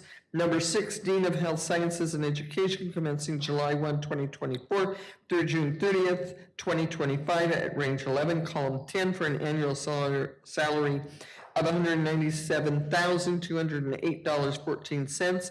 And number 7, Dean of Mathematics and Sciences, commencing July 1, 2024 through June 30th, 2026 at range 11, column 8, for an annual salary of $181,630.14. Do I have a motion to approve item 16.01 as presented? So moved. Second. Thank you. I have a first and a second. Is there any discussion? Yeah, I just want to say that, especially to students, deans are there as a special resource. And as a faculty member, they're there as a resource as well. So they really perform a lot of duties and support for faculty and students, and they are really important. Thank you. And you really know it if you don't have a good one. Here, any other discussion or comments or questions? Seeing none, President Hope, if we can have a roll call vote, please. Student trustee Robles. Aye. Trustee Pettis. Aye. Trustee Oden. Aye. Trustee Kinnaman. Aye. Trustee Gonzalez. Aye. Trustee Stefan. Aye. Motion carries. Thank you. And 16.02, public employee appointment.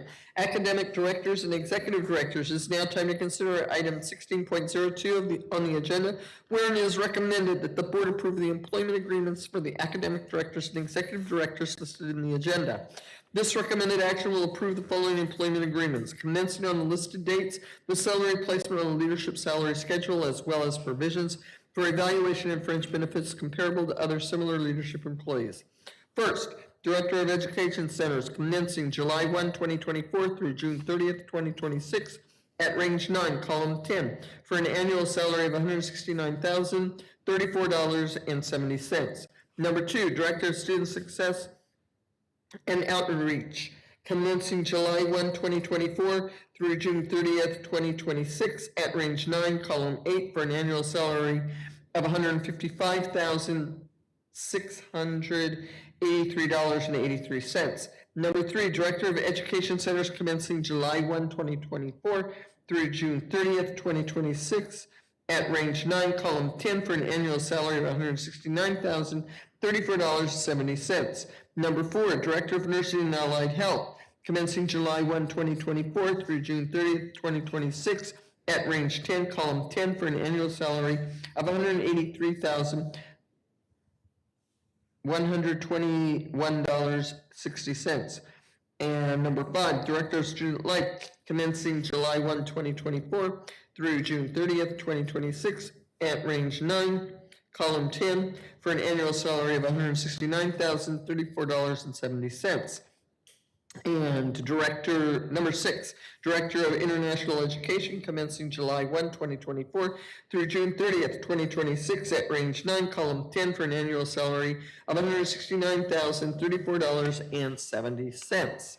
Number 7, Interim Director of the Public Safety Academy, commencing July 1, 2024 through October 19th, 2024, at range 9, column 9, for an annual salary of $162,222.52.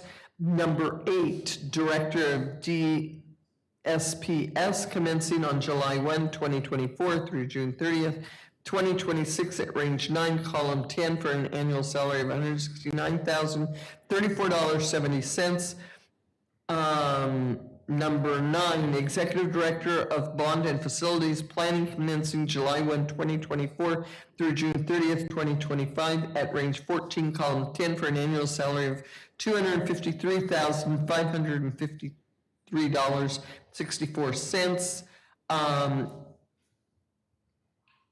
Number 10, Executive Director of the College of the Desert Foundation, commencing on July 1, 2024 through June 30th, 2026, at range 13, column 10, for an annual salary of $225,380.16.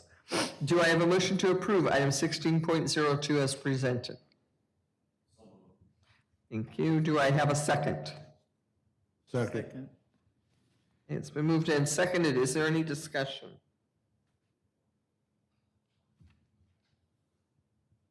Seeing none, now roll call vote, please, President Hope. Student trustee Robles. Aye. Trustee Pettis. Aye. Trustee Oden. Aye. Trustee Kinnaman. Aye. Trustee Gonzalez. Aye. Trustee Stefan. Aye. Motion passes. Thank you. And 16.03, resolution number 062024-7.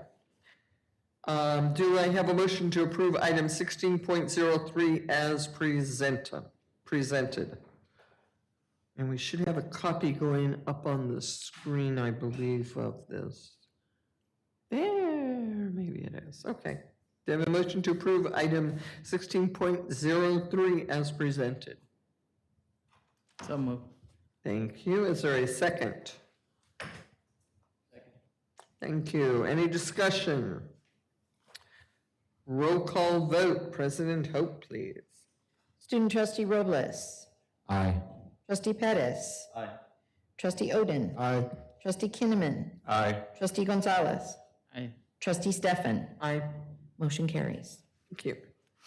And that brings us to 17, Action Administrative Services section. And we start out with 17.01, resolution number 062024-1, authorizing use of the design build project delivery method for the district's projects. Before we take a motion on this item, President Hope, could you please help us introduce our presenter? Yes, thank you so much, Madam Chair. As the board will recall, this item was introduced to the trustees at the last board meeting, and we're bringing that back with some additional information and a presentation in order to address any of the questions or concerns that the board may have about the design build process. And so can I have Vice President Garcia introduce our guests? Yes, thank you, Board of Trustees. Today we have David Umstadt from Umstadt Projects and Facilities Solutions. He's going to be doing a presentation and hopefully being able to answer any additional questions you might have about the design build delivery method. Super. Well, thank you for having me. Just for a little context, I was formerly a vice chancellor down at San Diego Community College District, where we pioneered using design build in the community college system. So I'll share a little bit of that later today. But we have just kind of an overview of design build today, and it's not a new concept. It's the whole master builder concept, whether we're talking about pyramids in Mexico or cathedrals in Europe during the Renaissance. But the Education Code sections 81700 through 709 are what govern design build for community colleges here in California. And so what is design build? If you haven't been exposed to it, here's kind of the crux of it. As the district, you, the owner, have a single contract with an integrated design build team. So there's a single point of responsibility with the design build entity, okay, as opposed to having multiple contracts.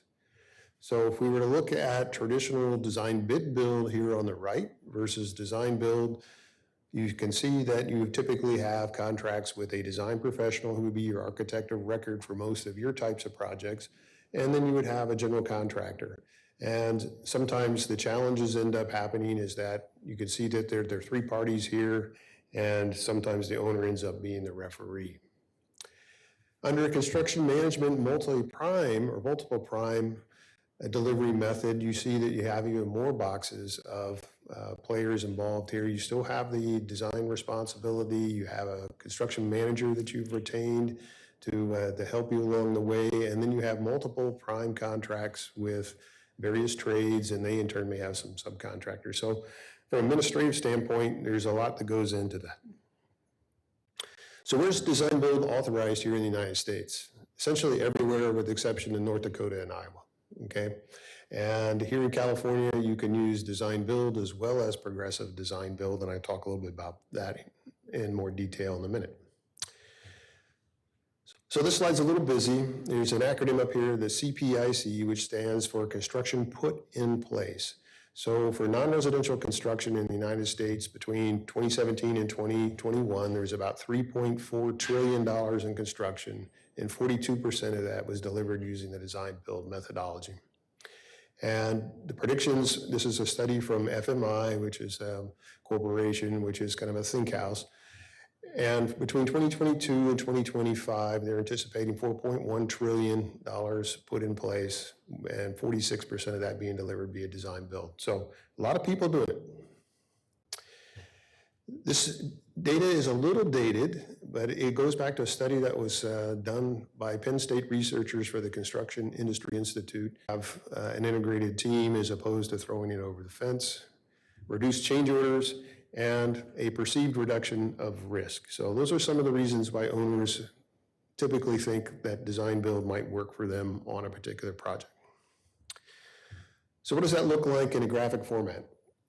On the top is design build, and on the bottom is the traditional design bid build. But the idea is with the construction team engaged earlier on through pre-construction, you can get to construction sooner. And even with the DSA approval process, there is the opportunity to get to the field much faster without having to go through a more formal extended bidding process. So another study, 33% faster if design build versus design bid build overall. And looking beyond higher education to the Navy delivers probably 90% of their built environment portfolio via design build. And this is a pretty significant statement. If they can eliminate their claims division, that's a testament to the success of that delivery method for them. So in a best value selection, how does that work? Well, you're really selecting the best team or the design builder on the basis of the overall value. And you define what that value is as part of the RFP. That there's price elements and non-price elements, okay? And then non-price elements can be things like technical expertise, your past experience. What's the proposed design approach? Do you understand what we're trying to achieve to improve student outcomes? And life cycle cost considerations, okay? And then your request for proposal just needs to clearly define how you're going to evaluate the scoring and how you're going to make the recommendation for award. So there's a permutation that's called progressive design build, and progressive design build just means that as the design progresses, you have the opportunity to participate in that design decision making, which is fantastic if you're trying to meet some of your objectives and not logging in the design too early. And what that allows you to do is you have flexibility on when you set the guaranteed maximum price. And that's really up to the comfort of the district. You can do that when you submit to the Division of the State Architect. You can do it when you have approval from the Division of the State Architect, or you could even do it earlier in the design process if that made sense for you. So who's doing it here in California? All of these community college districts are doing it. A number of the CSU campuses are, some of the UC campuses are. The University of Washington has been pioneering this for quite a long time. But everyone up here has delivered at least one and typically multiple successful progressive design build projects. So let's dive into the education code. So here are the sections, but 8701, there's a $2.5 million threshold. This is not really targeted for smaller projects. 2.5 million is the threshold. Section 81703 is really about pre-qualification, defines what the evaluation factors are, and here are the four that apply for the ed code. Some element of price, some element of technical expertise, life cycle cost over minimum 15 years, and an acceptable safety record. And each of those has to be weighted at least 10%. But you have the flexibility to weight them more, add categories. So there's a lot of flexibility in the ed code on how you can proceed. Section 81704 just talks about bonding and insurance requirements and labor compliance. Some people ask the question, well, what if we have a project labor agreement? The project labor agreement is fine. And that project labor agreements, LACCD, San Bernardino Community College District have project labor agreements doing progressive design build, not an issue. 81705 talks about Division of State Architect and the specific inspection requirements. And then the following sections are what happens after the project, what do you need to report to Legislative Analyst Office so they can collect data on the project so they can make future recommendations. And then this is a newer section code that was added a couple years ago, but it sunsets in January 1st, 2030. So at that point in time, the legislature will have to take some type of action. And then there are a couple of references here. These should be live hyperlinks, but these are the two most recent documents put out by the Design Build Institute of America. They are really focused on educating owners as well as practitioners on what are the current state best practices, what should you be doing in order to have the greatest opportunity for success. And that concludes the presentation. I'm glad to answer any questions you might specifically have. Before the trustees ask questions, if I could also just add one important piece that Vice President Garcia and I have discussed, is that before we would engage the design build process, we would also bring it back to the trustees so that there is an awareness about that too, because that seemed like it was an important value to the board. And just as you may recall, one of the first projects that we're contemplating this methodology would be the parking lot for the Indio expansion in Indio.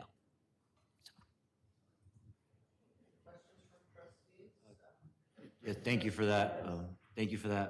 President Hope, and thank you for the presentation, gentlemen. I think this mostly came because for myself, I was a little confused. I think it's just because the concept was foreign to me. I was ignorant about what it was, but thank you for breaking it down. I understand it now.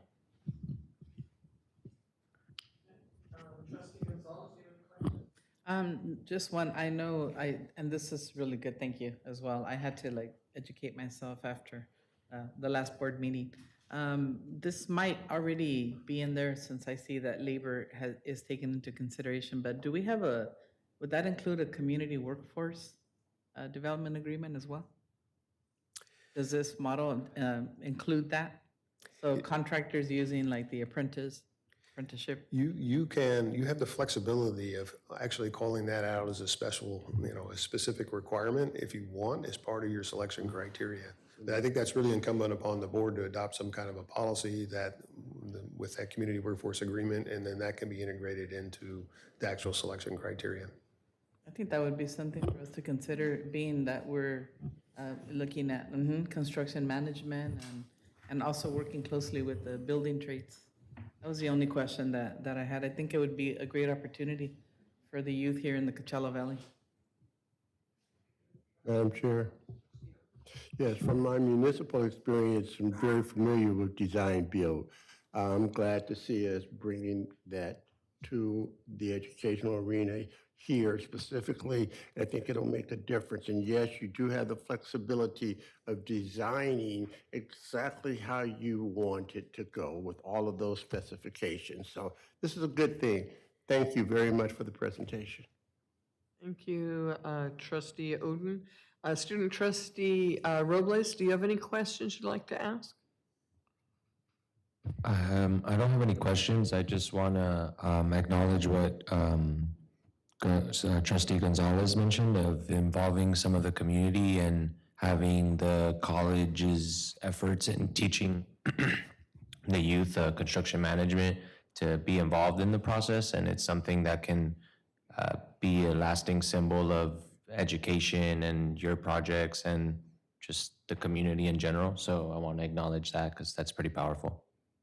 Thank you. Trustee Kinnaman, do you have any questions? Nope. And I want to thank you, gentlemen. Thank you, David and Vice President Garcia. And seeing that there's no more questions, do I have a motion to approve item 17.01 as presented? So moved. Second. It's been moved and seconded. Is there any further discussion? Seeing none, roll call. President Hope. I would just Student say that Trustee we Robles. make sure that we have that in our language. Yes, I made a note. Oh, just on the record, Trustee Gonzalez, I made a note of that being a criteria moving forward. And, we'll definitely be talking about that and bring it back. Sorry, Bonnie, I didn't mean to interrupt. You just went a little too fast. So I wanted to make sure. Excuse me? Yes, that includes Felipe's recommendation. Thank you, sir. Student Trustee Robles. Aye. Trustee Pettis. Aye.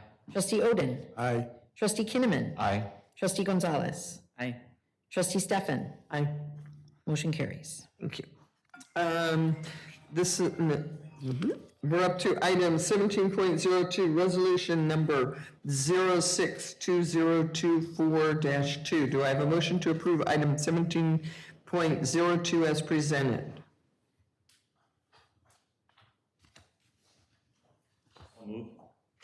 Do I have a second?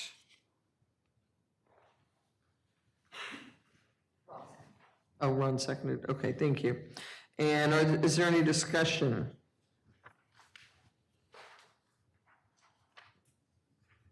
Seeing none, if there are no questions at this time, could we have someone to present? Oh, if we do have someone here to present and answer them if there were any, but there are none. So roll call vote, President Hope. Student trustee Robles. Aye. Trustee Pettis. Aye. Trustee Oden. Aye. Trustee Kinnaman. Aye. Trustee Gonzalez. Nay. Trustee Stefan. Aye. Motion carries. Thank you. Next is 17.03, 2024-2025 tentative budget. Before we take a motion on this item, President Hope, could you help us introduce our presenter? Yes, thank you so much, Chair Stefan. As you know, the budget has been an ongoing conversation, and we are still learning almost on a daily basis some of the implications of the shortfall, for which there is no agreement. The Legislative Analyst's Office and the Governor's Office are still in a dispute about the nature of the shortfall, and California always has unique challenges as it relates to planning for a budget that's in this volatile condition. At the same time, we have an obligation to present to the board an adopted budget, and that means we needed to make some planning assumptions, and Vice President Garcia is going to present some of those assumptions on the adopted budget to the trustees today. Okay, well, thank you, Madam President, Board of Trustees. Today, we're going to be talking about tentative budget. Really, the tentative budget is a rollover budget because the state budget has not been adopted yet. We have not closed the books, so we don't know what our carryover is going to be. So in order to continue operations, we need to take a tentative budget to the board. So with that, as President Hope mentioned, we continue to experience significant deficits at the state level. There is a significant difference between the Legislative Analyst's Office presumptions and the Governor's Office. The difference is about $28.2 billion, so it's a significant difference. The biggest difference is really the optimistic levels of the Governor's budget in revenue generation.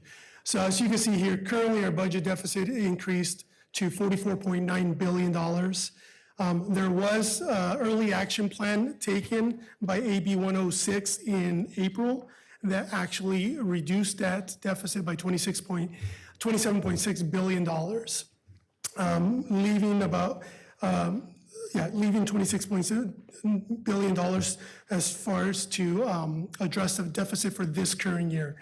They are addressing 2 years worth of deficits, so they're projecting the 26-27 budget to also have about a $28.2 billion deficit. So they're looking at this as a 2-year plan.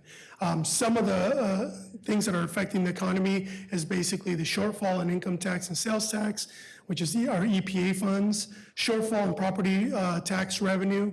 Again, high interest rates and real estate slowdown is one of the other factors. So overall outlook is for the state, there is a $22.7 billion reduction in the overall state budget and about $25 billion for the general fund compared to last year.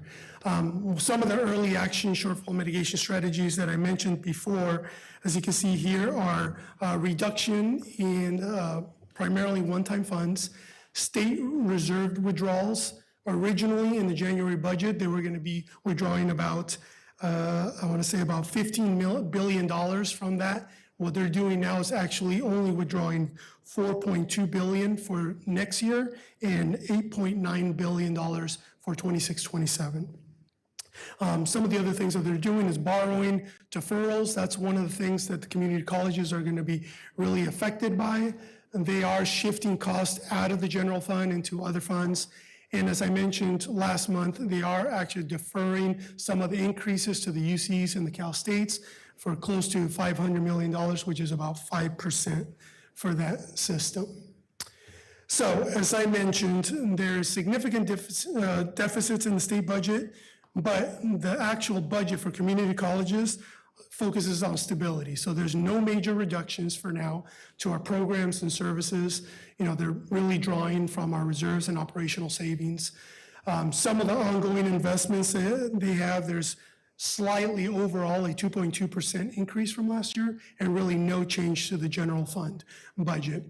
For now, there is an incorporated 1.07% COLA incorporated into the funding model, as well into just a handful of categoricals. As you see here, it's normally the same with EOPS, DSPS, CalWORKS, Adult Ed, and CARES, and I think there's a couple more items, but primarily I would say just a handful, maybe 10% of the entire categoricals actually receive COLA. All the other ones do not. And then there is a 0.5% cap on growth, and then I'll go into that a little more deeply in the next slides. So one-time investments, as I mentioned earlier, in the January budget, there was $60 million amount for expansion nursing program capacity. There's $12 million for both expansion of E8 Transfers California and Common Cloud Data Platform demonstration projects, $6 million for mapping pathways for credit for prior learning, $5 million for pathway for low-income worker demonstration projects, and then also $29 million for Prop 51 capital outlay funds. One of the projects that we currently have on this campus, which is the renovation of our science building, is actually being funded by Prop 51. 50% of that project is being funded by the state. So with that, the College of the Desert budget. So some of the assumptions that we are incorporating are, we have a 1.07% COLA, we have a 2% growth restoration. The reason I say growth restoration is because although you saw earlier, there is a cap on growth, technically, because we are not, growth is considered, you are actually generating more than you have been funded in the past. Because we've been funded at the Emergency Provision Act level, technically what we're actually generating is below that. So anything that we grow up until we get to that number, it's really called restoration. And the difference between restoration and growth is there really isn't a cap on restoration, other than a 3-year window to be able to restore to where you're at. So meaning that 0.5% does not apply to restoration. But if we don't grow to that same level that we were by the end of 26-27, we get re-benchmarked, and moving forward, that would be considered growth. And so it behooves us to grow to that level before 26-27. That way we can recapture everything. One of the other assumptions that we are seeing is because we are not in the Emergency Provision Act anymore, starting next year, this current year, we're what's called stability. Basically, we are getting the same amount that we got last year, even though we're generating less. Next year, in our 3-year average that they look at our FTS, it's going to actually include what we expect to generate next year, what we actually generated this year, and our ECA number from last year, meaning that we're actually decreasing in revenue for general funds by 2.77%. So it's a decrease of $2.6 million from what we actually are getting this year to what we're getting next year. We are also incorporating increases to PERS. We have eliminated the contributions to other post-employment benefits. We've also eliminated contribution to capital outlay fund. And as you'll see in my presentation, there is no funding currently in the state for deferred maintenance this year. And there probably won't be for the next several years. So eliminating this, it will be a detriment to the district, because when there is no deferred maintenance funds from the state, then basically the responsibility is put on the districts to be able to fund their own maintenance. Some of the other... Rod, can we park on that for just a minute too? Sure. Because just as a reminder to the board that we got money for deferred maintenance. A lot of districts spent that money. We did not, thankfully, and they clawed it back. So for districts that had spent their deferred maintenance dollars, they actually had to front those dollars themselves out of their ending balance or out of some other fund. So the other thing that we're constantly dealing with is the question of what may be clawed back. And I know that Vice President Garcia is going to talk about that. Correct, and when those funds were pulled out, so deferred maintenance, it's put together as deferred maintenance and instructional equipment funding. It's all together and let the districts decide how they're gonna split it up. But basically, those come in waves. There's years where you see them consistently for 2-3 years, and then you don't see them for 5-6 years. I've seen that in the past as well. So as President Hope mentioned, the COD had received about $8 million of deferred maintenance, and they pulled back half of those funds. So luckily for us, we had not spent them yet, but for districts that had spent, trying to figure out how to pay back $2, $3, $4 million is, it's an issue. Some of the other assumptions we're putting into the budget is there really is little to no ongoing contingencies anymore. And all these assumptions are based on basically period 2 FTS report, our 320 report, which is a projection of what we think we are generating this current year. So if for some reason that projection is higher or lower, that will affect the numbers moving forward. So because we do a multi-year projection, here are some of our assumptions for our out years. For 25-26, we have COLA of 2.93%. 26-27 is 3.08%. These numbers are taken from the School Service Dartboard. As you know, those are just, as of today, those numbers constantly change depending on the economy. Growth and restoration revenue beyond COLA, again, there's a 2% for 25-26 of restoration and 0 for 26-27.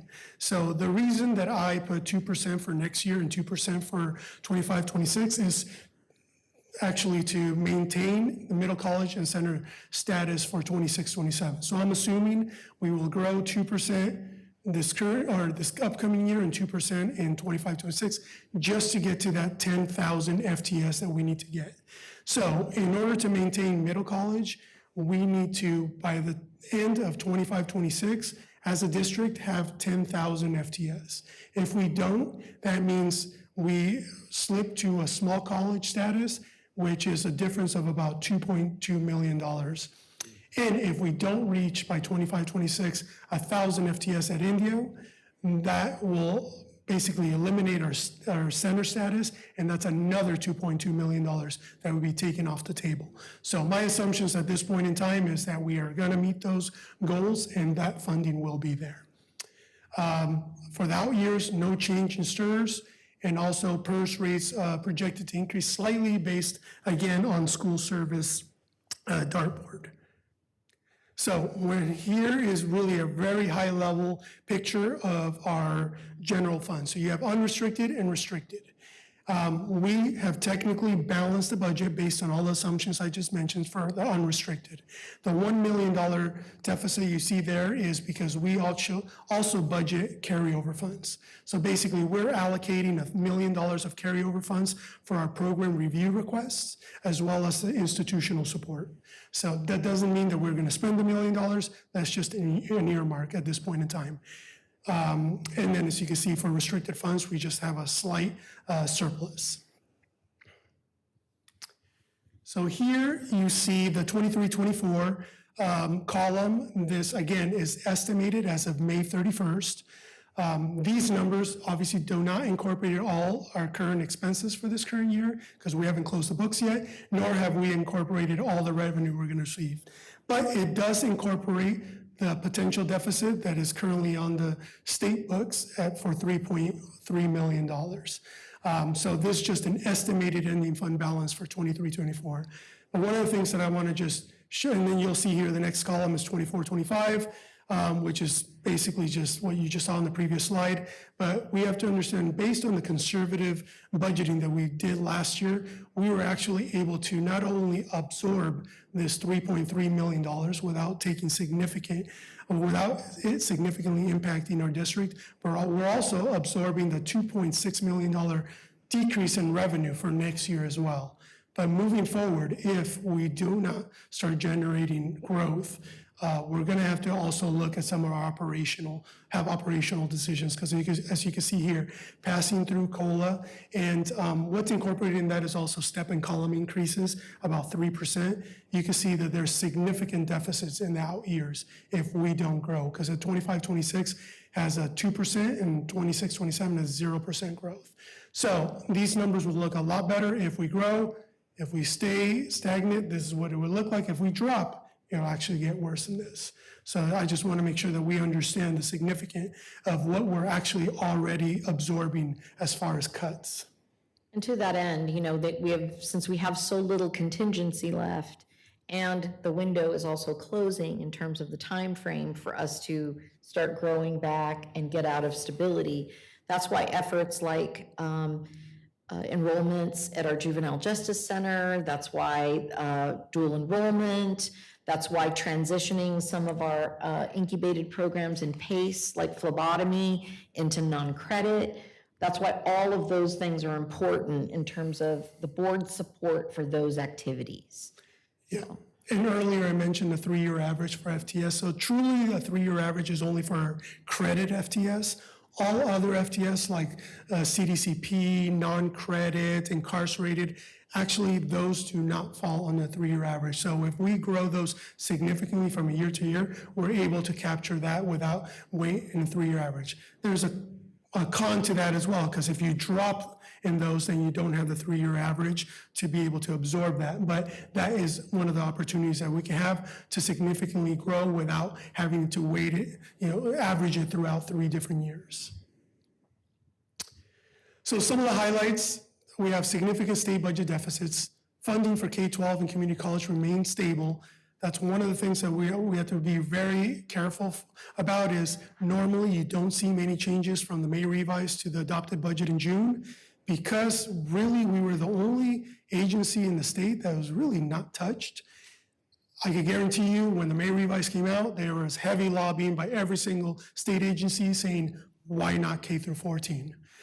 So we don't know. We might see significant changes from May to June 30th, but until they adopt a budget, we won't know. Additional one-time funds, we've seen them on the budget, but as you can see, one of the risks that I'll talk about soon is there's also potential for clawbacks. The Chancellor's Office continues to ask districts across the board, what have you done with these funds? What are you doing? How much do you have left? Because they're looking to sweep anywhere they can. So current risk, 23-24 current deficit, about $3.3 million, or slow enrollment growth, possible middle college and center status loss, which is $2.2 million each, possible one-time fund clawbacks. Also, we continue to monitor the 50% law throughout the year to make sure we're in compliance. So this is just a historical picture of FTES. As you can see, 1920, that was our height. We had 10,732 FTS. All these columns are as our annual 320 report, which is our attendance report, except for 23-24. So that is the one that is at P2, which is just an estimated amount at this point in time, which is 9,625 FTS.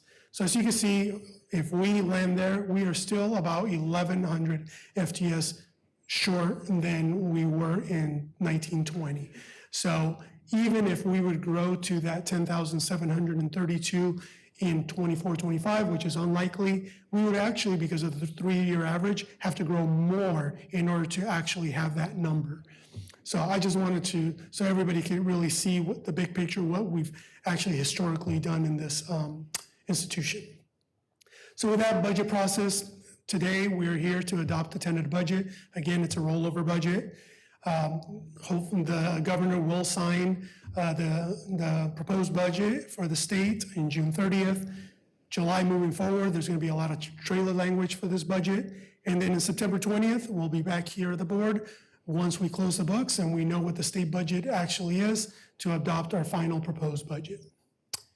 And with that, any questions? And before I move on, I know I have Diana here. I wanted her to be here with me because her and her team do a lot of the heavy lifting, inputting, and analyzing the budget. So I just want to make sure she gets credit for all the hard work that they do.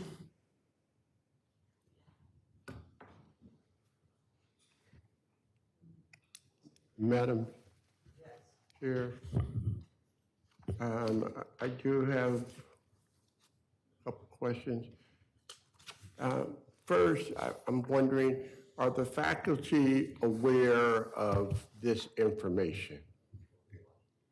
Yes, sir. I've been giving multiple presentations at every opportunity. We have discussed the idea of stepping that up to include some forums with the faculty.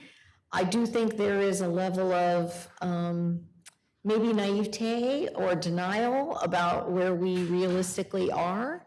But the other thing that I think we are working on is making sure that not only there's an awareness, but there's a sense of urgency, right? Because there's a time sensitivity to this that we all need to understand. And so while, of course, we're going to engage the governance process in order to do some of the things that we need to grow, we also can't work at a glacial pace when we have a very fixed time period by which to recover.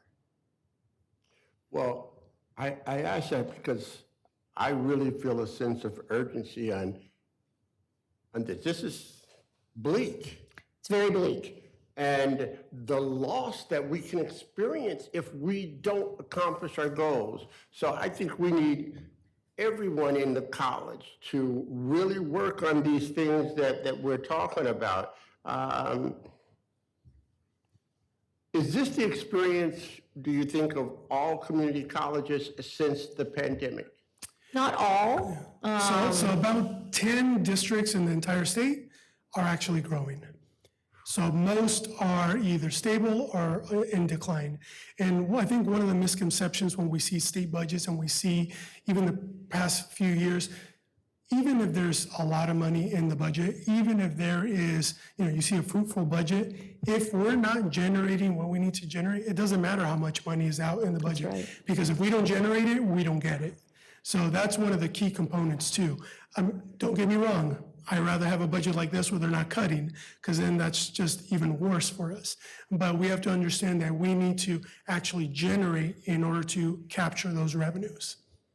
Every student matters. The other thing that's not maybe part of this, but we've talked about before, is our fall-to-fall retention rate is 49%. If we improved that fall-to-fall retention rate by 10%, a lot of the growth issues would ameliorate themselves, right? Because it's much harder to go get new customers than it is to hold on to the customers that you have. And that's why things like Ed Sites and other things are designed to hold on to the people who've already found us, not just generate new enrollments, which of course we need to focus on doing as well. Yeah, that's a perfect example. Another perfect example is with our Edge Pledge program. It's not only keeping the students you have, but converting your part-timers to full-timers. So basically, it's the same student, but instead of taking 6 units, taking 12 units. So that's another strategy where it's not necessarily only increase in headcount what matters. Right, and that's why the $5 book rental, that's why Roadrunner Express, right? All those things are designed to support new and existing students. Well, I asked the question because I think we really need the faculty involvement here. And hopefully they feel a keen sense of responsibility to assist in this because it's job security.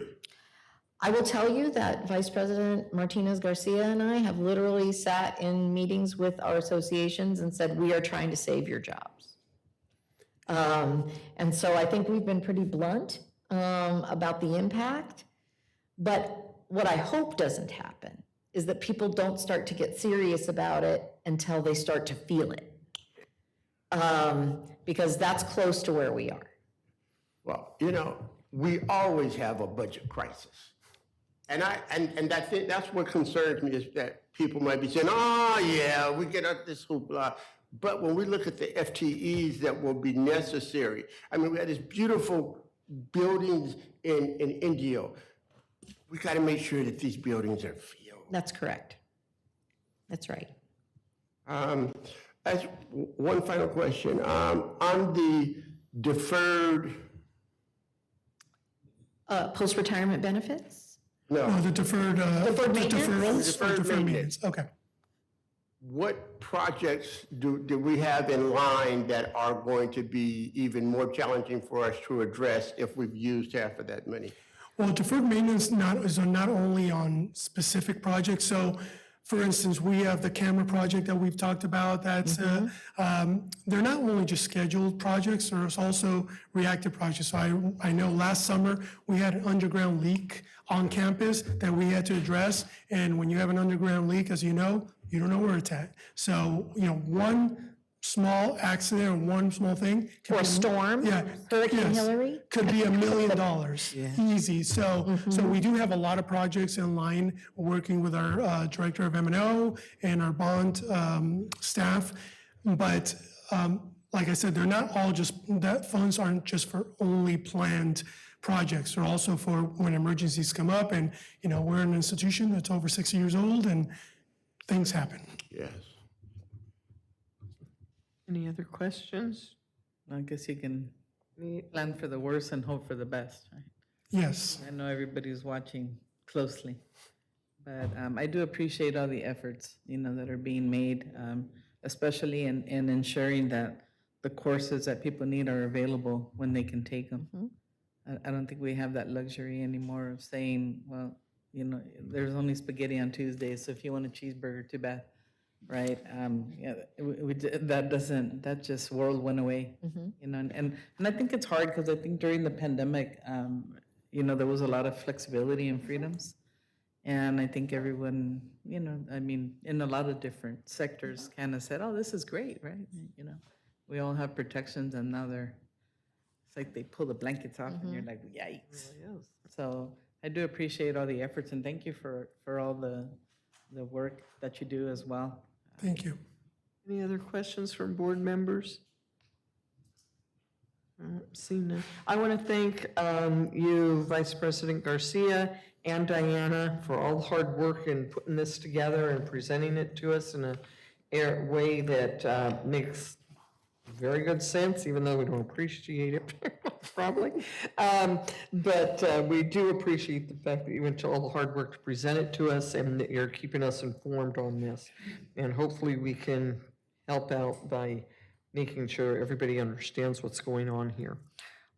If I could have a motion to approve item 17.3 as presented, this is the tentative budget for 2024-2025. So moved. Is there a second? Second. Thank you. Is there any discussion? Seeing none. If we could have a roll call vote, President Hope. Student trustee Robles. Aye. Trustee Pettis. Aye. Trustee Oden. Trustee Kinnaman. Aye. Trustee Gonzalez. Aye. Trustee Stefan. Aye. Motion passes. Thank you. And that brings us down to 17.04, resolution number 062024-3, temporary loan. Before we take action, President Hope, could you please provide some context for this next few items? Yes, just for the edification of the board, the next few items, the one on temporary loan, adoption of wire transfers, appropriations, subject to GAN limitations, those are all annual activities that the board engages just to give us the fiscal flexibility to do the things that we need with the budget. So hopefully these can go quickly, but I just wanted to point these out as routine and regular. And that they're not a result of the new budget. Okay, thank you. So can I have a motion to approve item 17.04 as presented? I moved. Second. It's been moved and seconded. Is there any discussion? Seeing none, roll call vote, please, President Hope. Student trustee Robles. Aye. Trustee Pettis. Aye. Trustee Oden. Aye. Trustee Kinnaman. Aye. Trustee Gonzalez. Aye. Trustee Stefan. Aye. Motion passes. Thank you. And now to 17.05, this is resolution number 062024-4, adoption of wire transfer payments. Do I have a motion to approve item 17.05 as presented? So moved. Do I have a second? Second. Thank you. Is there any discussion? Seeing none, roll call vote, please, President Hope. Student trustee Robles. Aye. Trustee Perez. Trustee Oden. Trustee Kinnaman. Aye. Trustee Gonzalez. Aye. Trustee Stefan. Aye. Motion passes. Thank you. And now 17.06, resolution number 062024-5, appropriation subject to Proposition 4, the GAN limitations. Do I have a motion to approve item 17.06 as presented? So moved. Is there a second? Second. Thank you. And then any discussion? And if we could have a roll call vote, please, President Hope. Student Trustee Robles. Aye. Trustee Perez. Aye. Trustee Oden. Trustee Kinnaman. Aye. Trustee Gonzalez. Aye. Trustee Stefan. Aye. Motion passes. Thank you. And at this time, we'll move down to 17.07, resolution number 062024-6, adoption of education protection account funding and expenditures. Do I have a motion to approve item 17.07? So moved. As presented? And it's been moved. Is there a second? Second. Thank you. Any discussion? Seeing none, roll call vote, please, President Hope. Student Trustee Robles. Aye. Trustee Perez. Aye. Trustee Oden. Trustee Kinnaman. Aye. Trustee Gonzalez. Aye. Trustee Stefan. Aye. Motion passes. Thank you. And then 17.08, budget revisions. Do I have a motion to approve item 17.08 as presented? So moved. Is there a second? Thank you. Is there any discussion? And if we could have a roll call vote, please, President Hope. Student Trustee Robles. Aye. Trustee Perez. Aye. Trustee Oden. Trustee Kinnaman. Aye. Trustee Gonzalez. Aye. Trustee Stefan. Aye. Motion carries. Thank you. And then 17.09, this is FY 2026-2030, the 5-year capital outlay plan. Do I have a motion to approve item 17.09? So moved. Is there a second? And any discussion? I would like to pull item number 5 from 17.9. From To be 17.09? considered for a separate vote. Out of 17-9. Yes. I think there's a motion and a second on the table already, Madam Chair.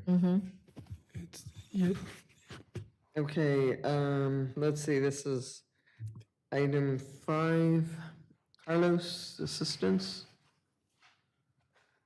We have a motion on the table I'd call. for the whole thing. I'd call for the question. And the question's been called. So do we move right into a vote? So the call for the question requires a second, Oh, okay, a and then you second. have to go through voting and to approve that. Okay, could we have, is there a second to the call for the question? As seen none, it dies. Okay, so prior to that, there was a pull for part of this Yes, I just, item. So how do we resolve that? Did we make an amend to the motion or? So you could do a motion to divide, which is Motion to allowable divide? at this time, right? Because there's a motion on the table, so the only acceptable motion would be to divide or to move it to committee or something like that. So a motion to divide could be made, it requires a second. And Okay, then so do you want to there make a are- motion to divide motion to divide, yes. out item number Point 5 number from the five. rest of it? Could we have that back up on the screen, please? It'll make it easier for me. Thank you very much. Powers that be. And then it is seconded, so this is a motion to divide. So we need to have, we have a first and a second to divide this into all the items with the exclusion of item number 5. And then, so this is the motion to divide. Is there any discussion? Seeing none, if we could have a roll call vote, President Hope? And this, we're voting on just the motion to divide. To divide number 5 out of the rest of the planning project. Student Trustee Robles. Aye. Trustee Perez. Aye. Trustee Oden. Aye. Trustee Kinnaman. Nay. Trustee Gonzalez. Aye. Trustee Stefan. Nay. Motion passes. Okay, and so now we have approved the motion to divide, and so we will, Take the first motion, pardon? and take the first motion. Yeah, the first question will be all items with the exclusion of item number 5, correct? Okay, so that is what we are considering at this point. Is there any discussion? Seeing none, we will consider all items in this section with the exception of number 5. If we could have a roll call vote, please. Student trustee Robles. Aye. Trustee Pettis. Aye. Trustee Oden. Aye. Trustee Kinnaman. Aye. Trustee Gonzalez. Aye. Trustee Stefan. Aye. Motion passes. Okay, and at this time now, we will be considering item 17.09, only item 5. That's the only one that has not been voted on yet. So we don't need another motion, do we? No? No. Okay, thank you. And is there any discussion on this item? Seeing none, if we could have a roll call vote, please. Student trustee Robles. Aye. Trustee Pettis. Aye. Trustee Oden. Aye. Trustee Kinnaman. Aye. Trustee Gonzalez. Nay. Trustee Stefan. Aye. Motion passes. Okay, and then that brings us down to 17.10. Notice of intent to award a contract for the science building renovation project. Do I have a motion to approve item 17.10 as presented? So moved. Do I have a second? Second. Is there any discussion? Seeing none, roll call vote, please, President Hope. Student trustee Robles. Aye. Trustee Pettis. Aye. Trustee Oden. Aye. Trustee Kinnaman. Aye. Trustee Gonzalez. Aye. Trustee Stefan. Aye. Motion carries. Thank you. And now we're down to item 18, Board of Trustees. 18.01, June of 2024 Capital Projects Report. If we could have that pulled up, please. This item is being presented as information only, and no action is needed from the board. If there are any questions, we do have a representative from Moss to address them. Are there any questions from the board? Well, just a question. We got approval from DSA. What's the next step? So, Robert, if I can have you address both communications that we got from the Department of State Architects regarding the Palm Springs project and Roadrunner Motors. Yes, absolutely. The Department of State Architect gives us a letter telling us that we are ready to begin construction. And they've done that with both Roadrunner Motors and the first phase of the Palm Springs campus. When they receive the plans for phases 2 and 3 of Palm Springs, they'll go through the same process and will receive a similar letter and then move into construction. It is worth noting that Moss has worked closely with the Department of State Architects to make sure they put additional reviewers on our projects to make sure that they moved quickly through the process. And so I want to thank Robert for working with them and making sure that they were attentive to our needs and making sure that we can keep to the timelines that we've publicized. So thank you, Robert. Thank you. Okay, and again, that was information item only. Next is 19, and this is information item also. This is under Administrative Services, 19.01, Partnership with Enterprise Fleet Management. President Hope, can you please help us introduce this item? Yes, thank you, Madam Chair. The district is contemplating a different way of approaching our management of vehicles. So we have a presentation here for you from the Enterprise Company to give you an overview of some of what those changes are. We are going to need to make it quick because we've got a closed session with a couple of our firms here already waiting. So we're going to try to accelerate this as quickly as possible. Good to see you again. Good to see you again. Thank you everyone for having me today. My name is Darren Yamamoto. I work for Enterprise Fleet Management. Just to provide a little background on myself and why I'm here today. I've been with the organization 17 years. Prior to this role, I actually attended Long Beach Community College before transferring to Cal State Fullerton, where I eventually earned my degree in business entrepreneurship. Over the last 17 years, I've held numerous roles with this organization. Today on the fleet side, I work with municipalities that include cities, counties, special districts, on really just coming up with a proactive, long-term sustainable fleet plan that's not only gonna make the lives of the employees easier, but also bring a cost savings while doing that. For the past year and a half, I've been meeting with the district and coming up with this plan with the director of M&O and also VP Garcia.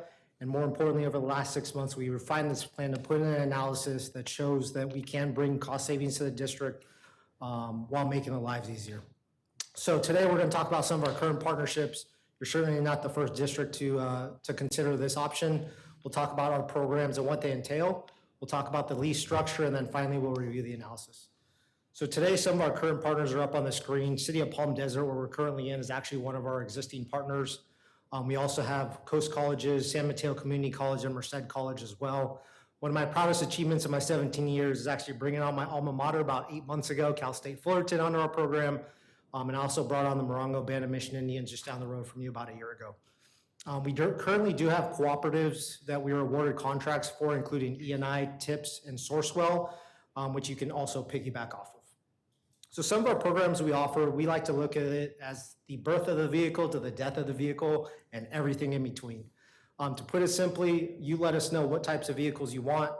We get to work speccing it out, working with the various manufacturers to apply government incentives, any discounts to lower your acquisition cost.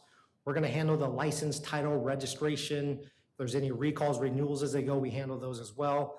We upfit them prior to delivery and ultimately deliver them here to your lot turnkey ready, where you inspect it, walk around it, make sure it's exactly how you ordered it, and that vehicle's ready to be moved right away. Our maintenance program is a fixed and budget program where you know exactly what you're spending. Today, it's a variable expense where you don't really know how much you're gonna spend each month. But this allows the district to know exactly around this time what you can budget for in the upcoming year for maintenance. And then finally, on the resale side, we are actually the largest private reseller of vehicles in the entire country. We sell close to 1 million vehicles, and our job is solely to maximize the returns you get back on your vehicles. So what do we do when we evaluate what you're gonna spend or what we're gonna recommend replacing? So when you partner with Enterprise, we're gonna assign you a local account team that's gonna put an analysis and recommendation for the district each year. We're gonna look at different buckets. We know that when you first drive that vehicle off the lot, it's gonna plummet in value and continue to decrease due to age and mileage. We know conversely, with maintenance and fuel, those are the two lowest expenses when you first get that vehicle, but over time, due to fuel degradation, as well as rising maintenance costs and technology failing on you, that vehicle expense is gonna rise. So we try and find the sweet spot. We take the emotions out of it, we put data and analytics in front of you. We use the 2 million vehicles that we own and operate, in addition to AAA and Edgeman, as data points, and make recommendations. Now, getting into the equity lease, this is a new concept to a lot, so I'm gonna slow down for just a second here. This, just to be very clear, this is not a dealership lease. Dealership leases have fixed mileage, fixed term, wear and tear penalties, and over mileage penalties. So in this example, this is called an equity lease. I also refer to it to a modified lease or a modified finance. This vehicle here is $42,000.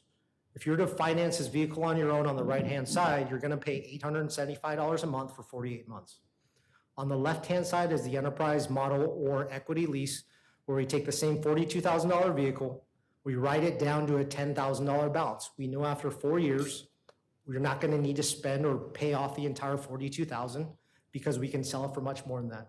So what that effectively does for the district is shrink your monthly payments and preserve cash flow.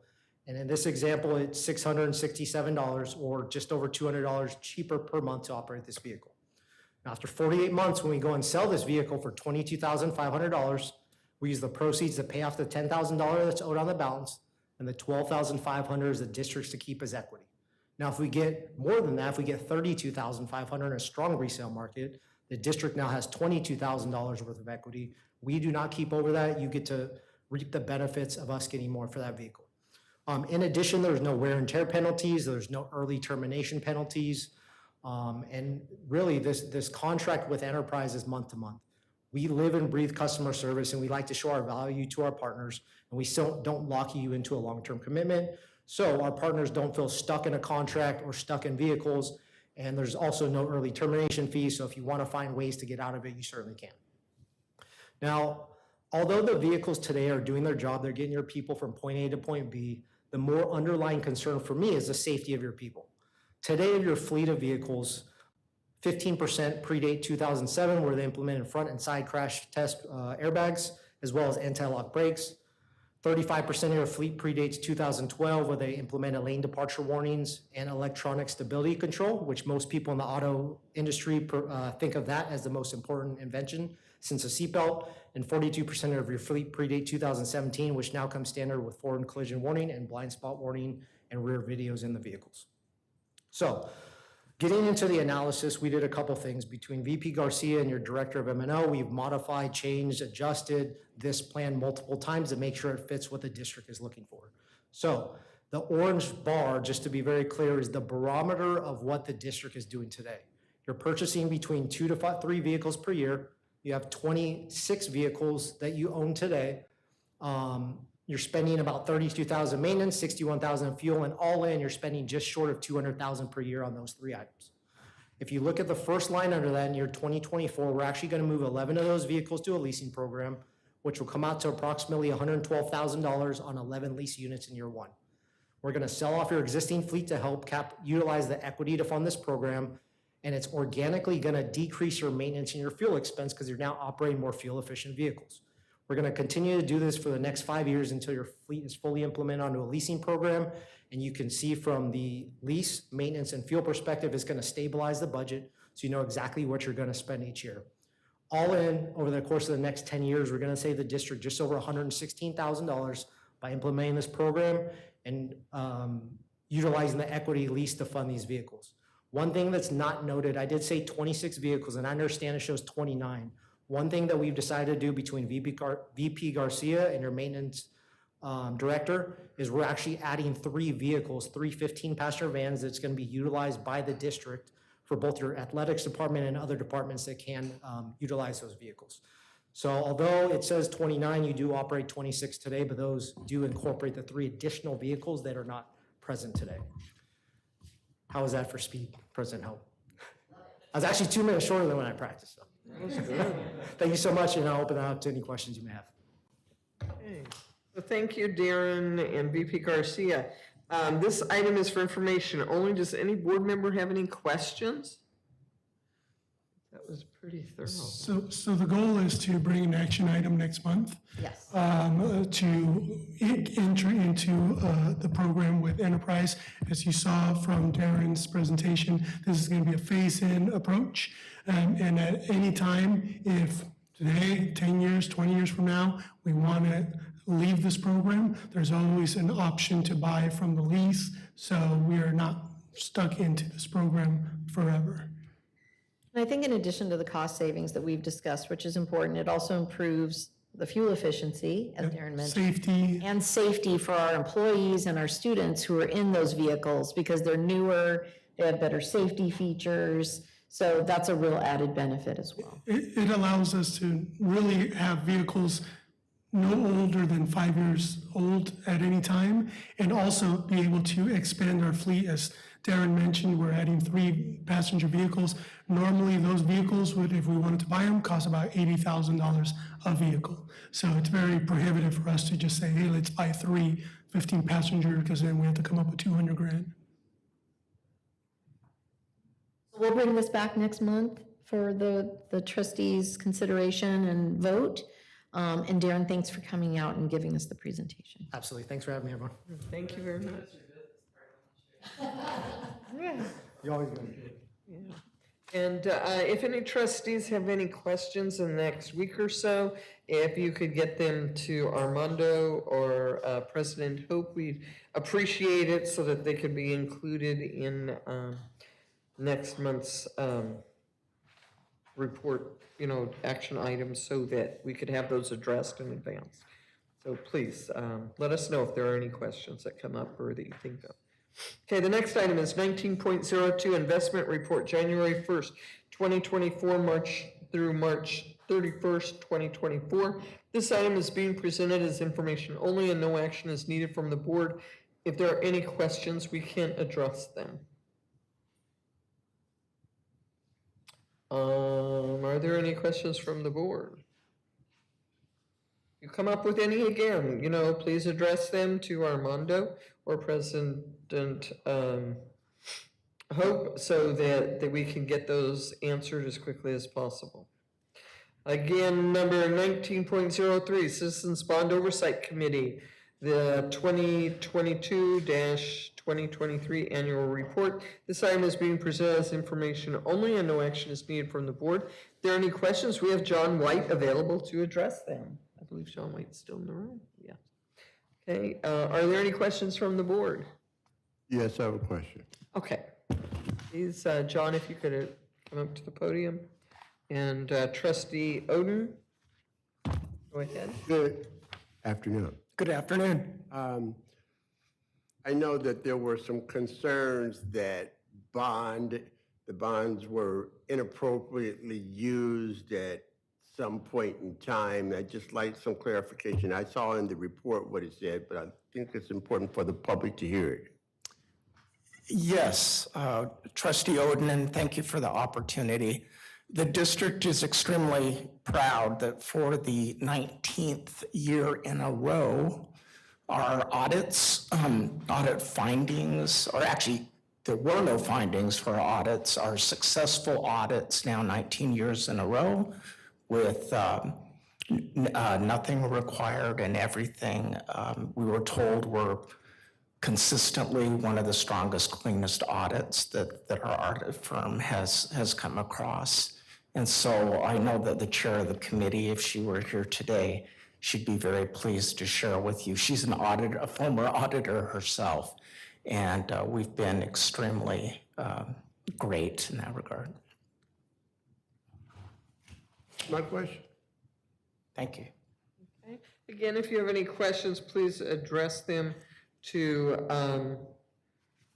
Armando or President Hope so that we can get those answered for you. That brings us to, I believe, 19.4. Okay, that's Chapter 3, Administrative Procedure. This item is being presented as information only and no action is needed from the board. Are there any questions? Seeing none, we'll move on. Again, you can address questions to Armando or President Hope. Number 20, Information for Instruction, Chapter 4, Administrative Procedures. This item again is being presented as information only. No action is needed from the board. Please review these items. If you have any questions, you can address them now. We can address them now, or you can bring them to Armando or President Hope if you come up with any in the next couple weeks here. Okay, and then there is 20.02 Academic Senate Resolution. This item is being presented as information only. No action is needed from the board. President Hope, I believe you have some additional context to provide for this item. Yes, just very briefly, the Academic Senate and the Curriculum Committee have been talking about the requirements for the local degree, as the rest of the state has, quite honestly. And one of the things that I know Vice President Martinez Garcia and I are very proud of is that our local Senate and Curriculum Committee have determined to take the physical education requirement out of the general education requirements for the local degree. Again, we always think it's a good thing to reduce the number of barriers and help students meet the core requirements so they can transfer or move on to their career directly. So Vice President Martinez Garcia, did you want to add anything? I know I'm just really proud of the faculty for doing that. Yeah, and special kudos to the counseling department who really worked diligently with the teaching faculty to make that happen. I thought it was a great collaboration and a great discussion. And to President Hope's point, what this does is it allows our students, specifically in the CTE degrees, to be able to complete with less units, which is really, really important for us. And additionally, our CTE faculty are also taking on the task of trying to work through the additional units they have within their degrees right now to lower them as well. So we're very proud of the efforts of our faculty to try to reduce the number of units and time our students have to completion. I want to thank you for that brief presentation. Are there any questions from the trustees? If there are none and you come up with some later, please address them to the appropriate parties. Armando or President Hope. Thank you. And now we come to public comment. This is item 21.01. Request to address the Board of Trustees regarding matters not on the agenda. Remote public participation is allowed and will be accepted in person by email to otp@collegeofthedesert.edu during the meeting is submitted for the record, or by using the raise your hand function by joining the Zoom link. Each speaker will be allowed a maximum of 3 minutes per topic. All comments must be submitted or brought forward prior to the end of the public comments section. As an additional note, this item is intended for members of the public who wish to speak regarding matters not related to the agenda. Armando, do we have anybody that would like to speak to us? There are no public comments at this time, Madam Chair. Thank you very much. And that brings us to 22, future agenda items. 22.01, future agenda items, Student Trustee Robles. Do you have anything that you would like to have us address at the next meeting? Not at this time. Okay, and you might remember for next month that there, if there is something that you do want brought forward, this would be the time that you would bring it forward, okay, for us to add. Unless you have something that comes up in the next week or two, you can always contact myself or President Hope, okay, or Armando. Trustee Perez, do you have anything you'd like brought for the next meeting? Yes, Madam Chair, thank you for the opportunity. I'd like to see a report on Roadrunner Express. How was it utilized? How many students? Just an overview. Thank you. Okay. And Trustee Oden, do you have anything? Yes, I do.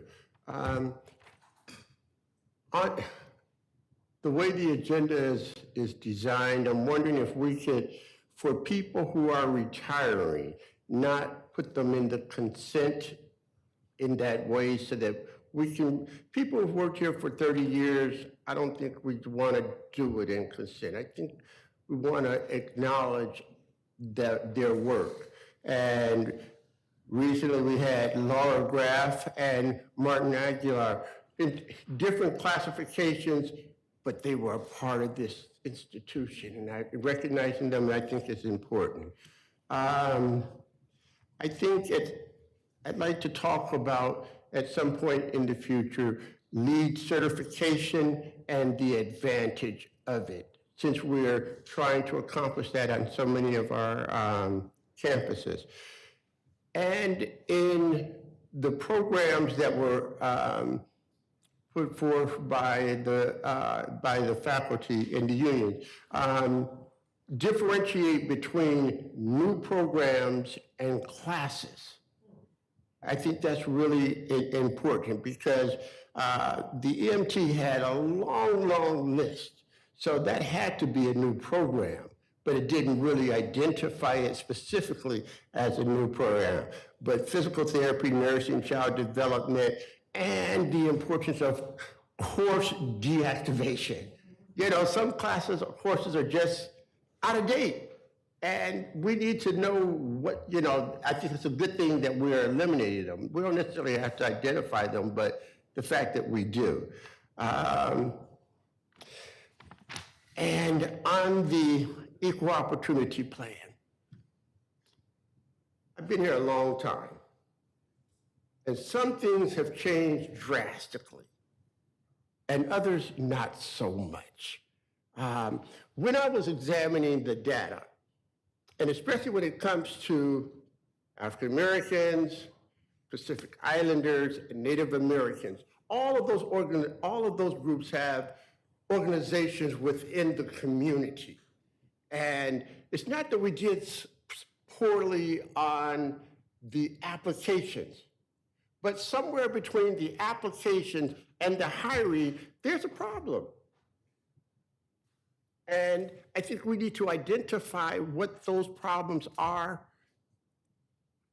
or where those glitches are, that where we can make some changes and really make our campus more accessible. It's important because not only do some of our students have, well, I'll just go back for a moment, when we didn't have as many Spanish-speaking people on campus and the frustrations that students found not being able to find someone that they could identify with, just to ask a question. So maybe it's not so much a language barrier today, because I think we've made tremendous accomplishments on that. But there are other people who are here looking for reflections of themselves where they just want to ask a question. But this environment is so different for them. And putting ourselves in that position and making sure we address those concerns. So, thank you. That's it. Thank you so much. And Trustee Kinnaman, anything you'd like to see in the future? Yeah, I'd like sometime in the future, a study session on the gender-neutral restrooms that were brought up today. I think that's timely. Anything else? Just as a note too, we will have the roadblock study on the courses at the July meeting that you requested previously. Nothing else from what were there? And then Trustee Gonzalez? I know I have a couple already in the queue, so. I do have a few more, but I'm gonna wait for those. Okay. And then, again, I'm going to say what I always say. If you think of something and you think it's really, it's got to be said before our next meeting, or you have questions or anything, please contact Armando Robles or President Hope or myself, and let us try to get moving on some of that, okay? Chair Stefan, can I also note that Yes. when we adjourn to close, we're probably not going to be able to take a break because we have one of our attorneys waiting for us. Yes, okay. And at this time, we're going to go to closed session, and we're going to go right in. I want everybody to get in there as quickly as we can, okay, so we can start as quickly as possible. Please remember, the board will be recessing to closed session. The live feed of this meeting will continue. Board members and President Hope, I ask that you please join the closed session ASAP. We are now in recess to closed session. Oh.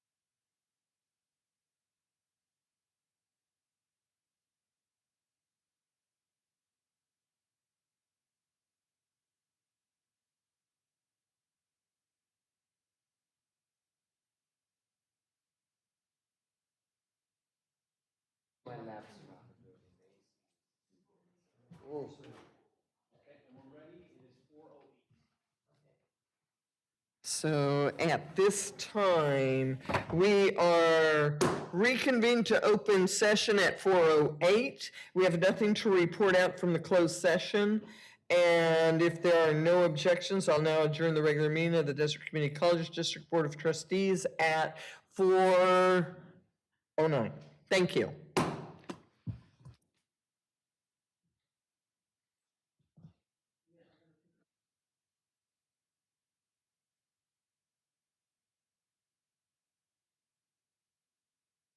Recording stopped.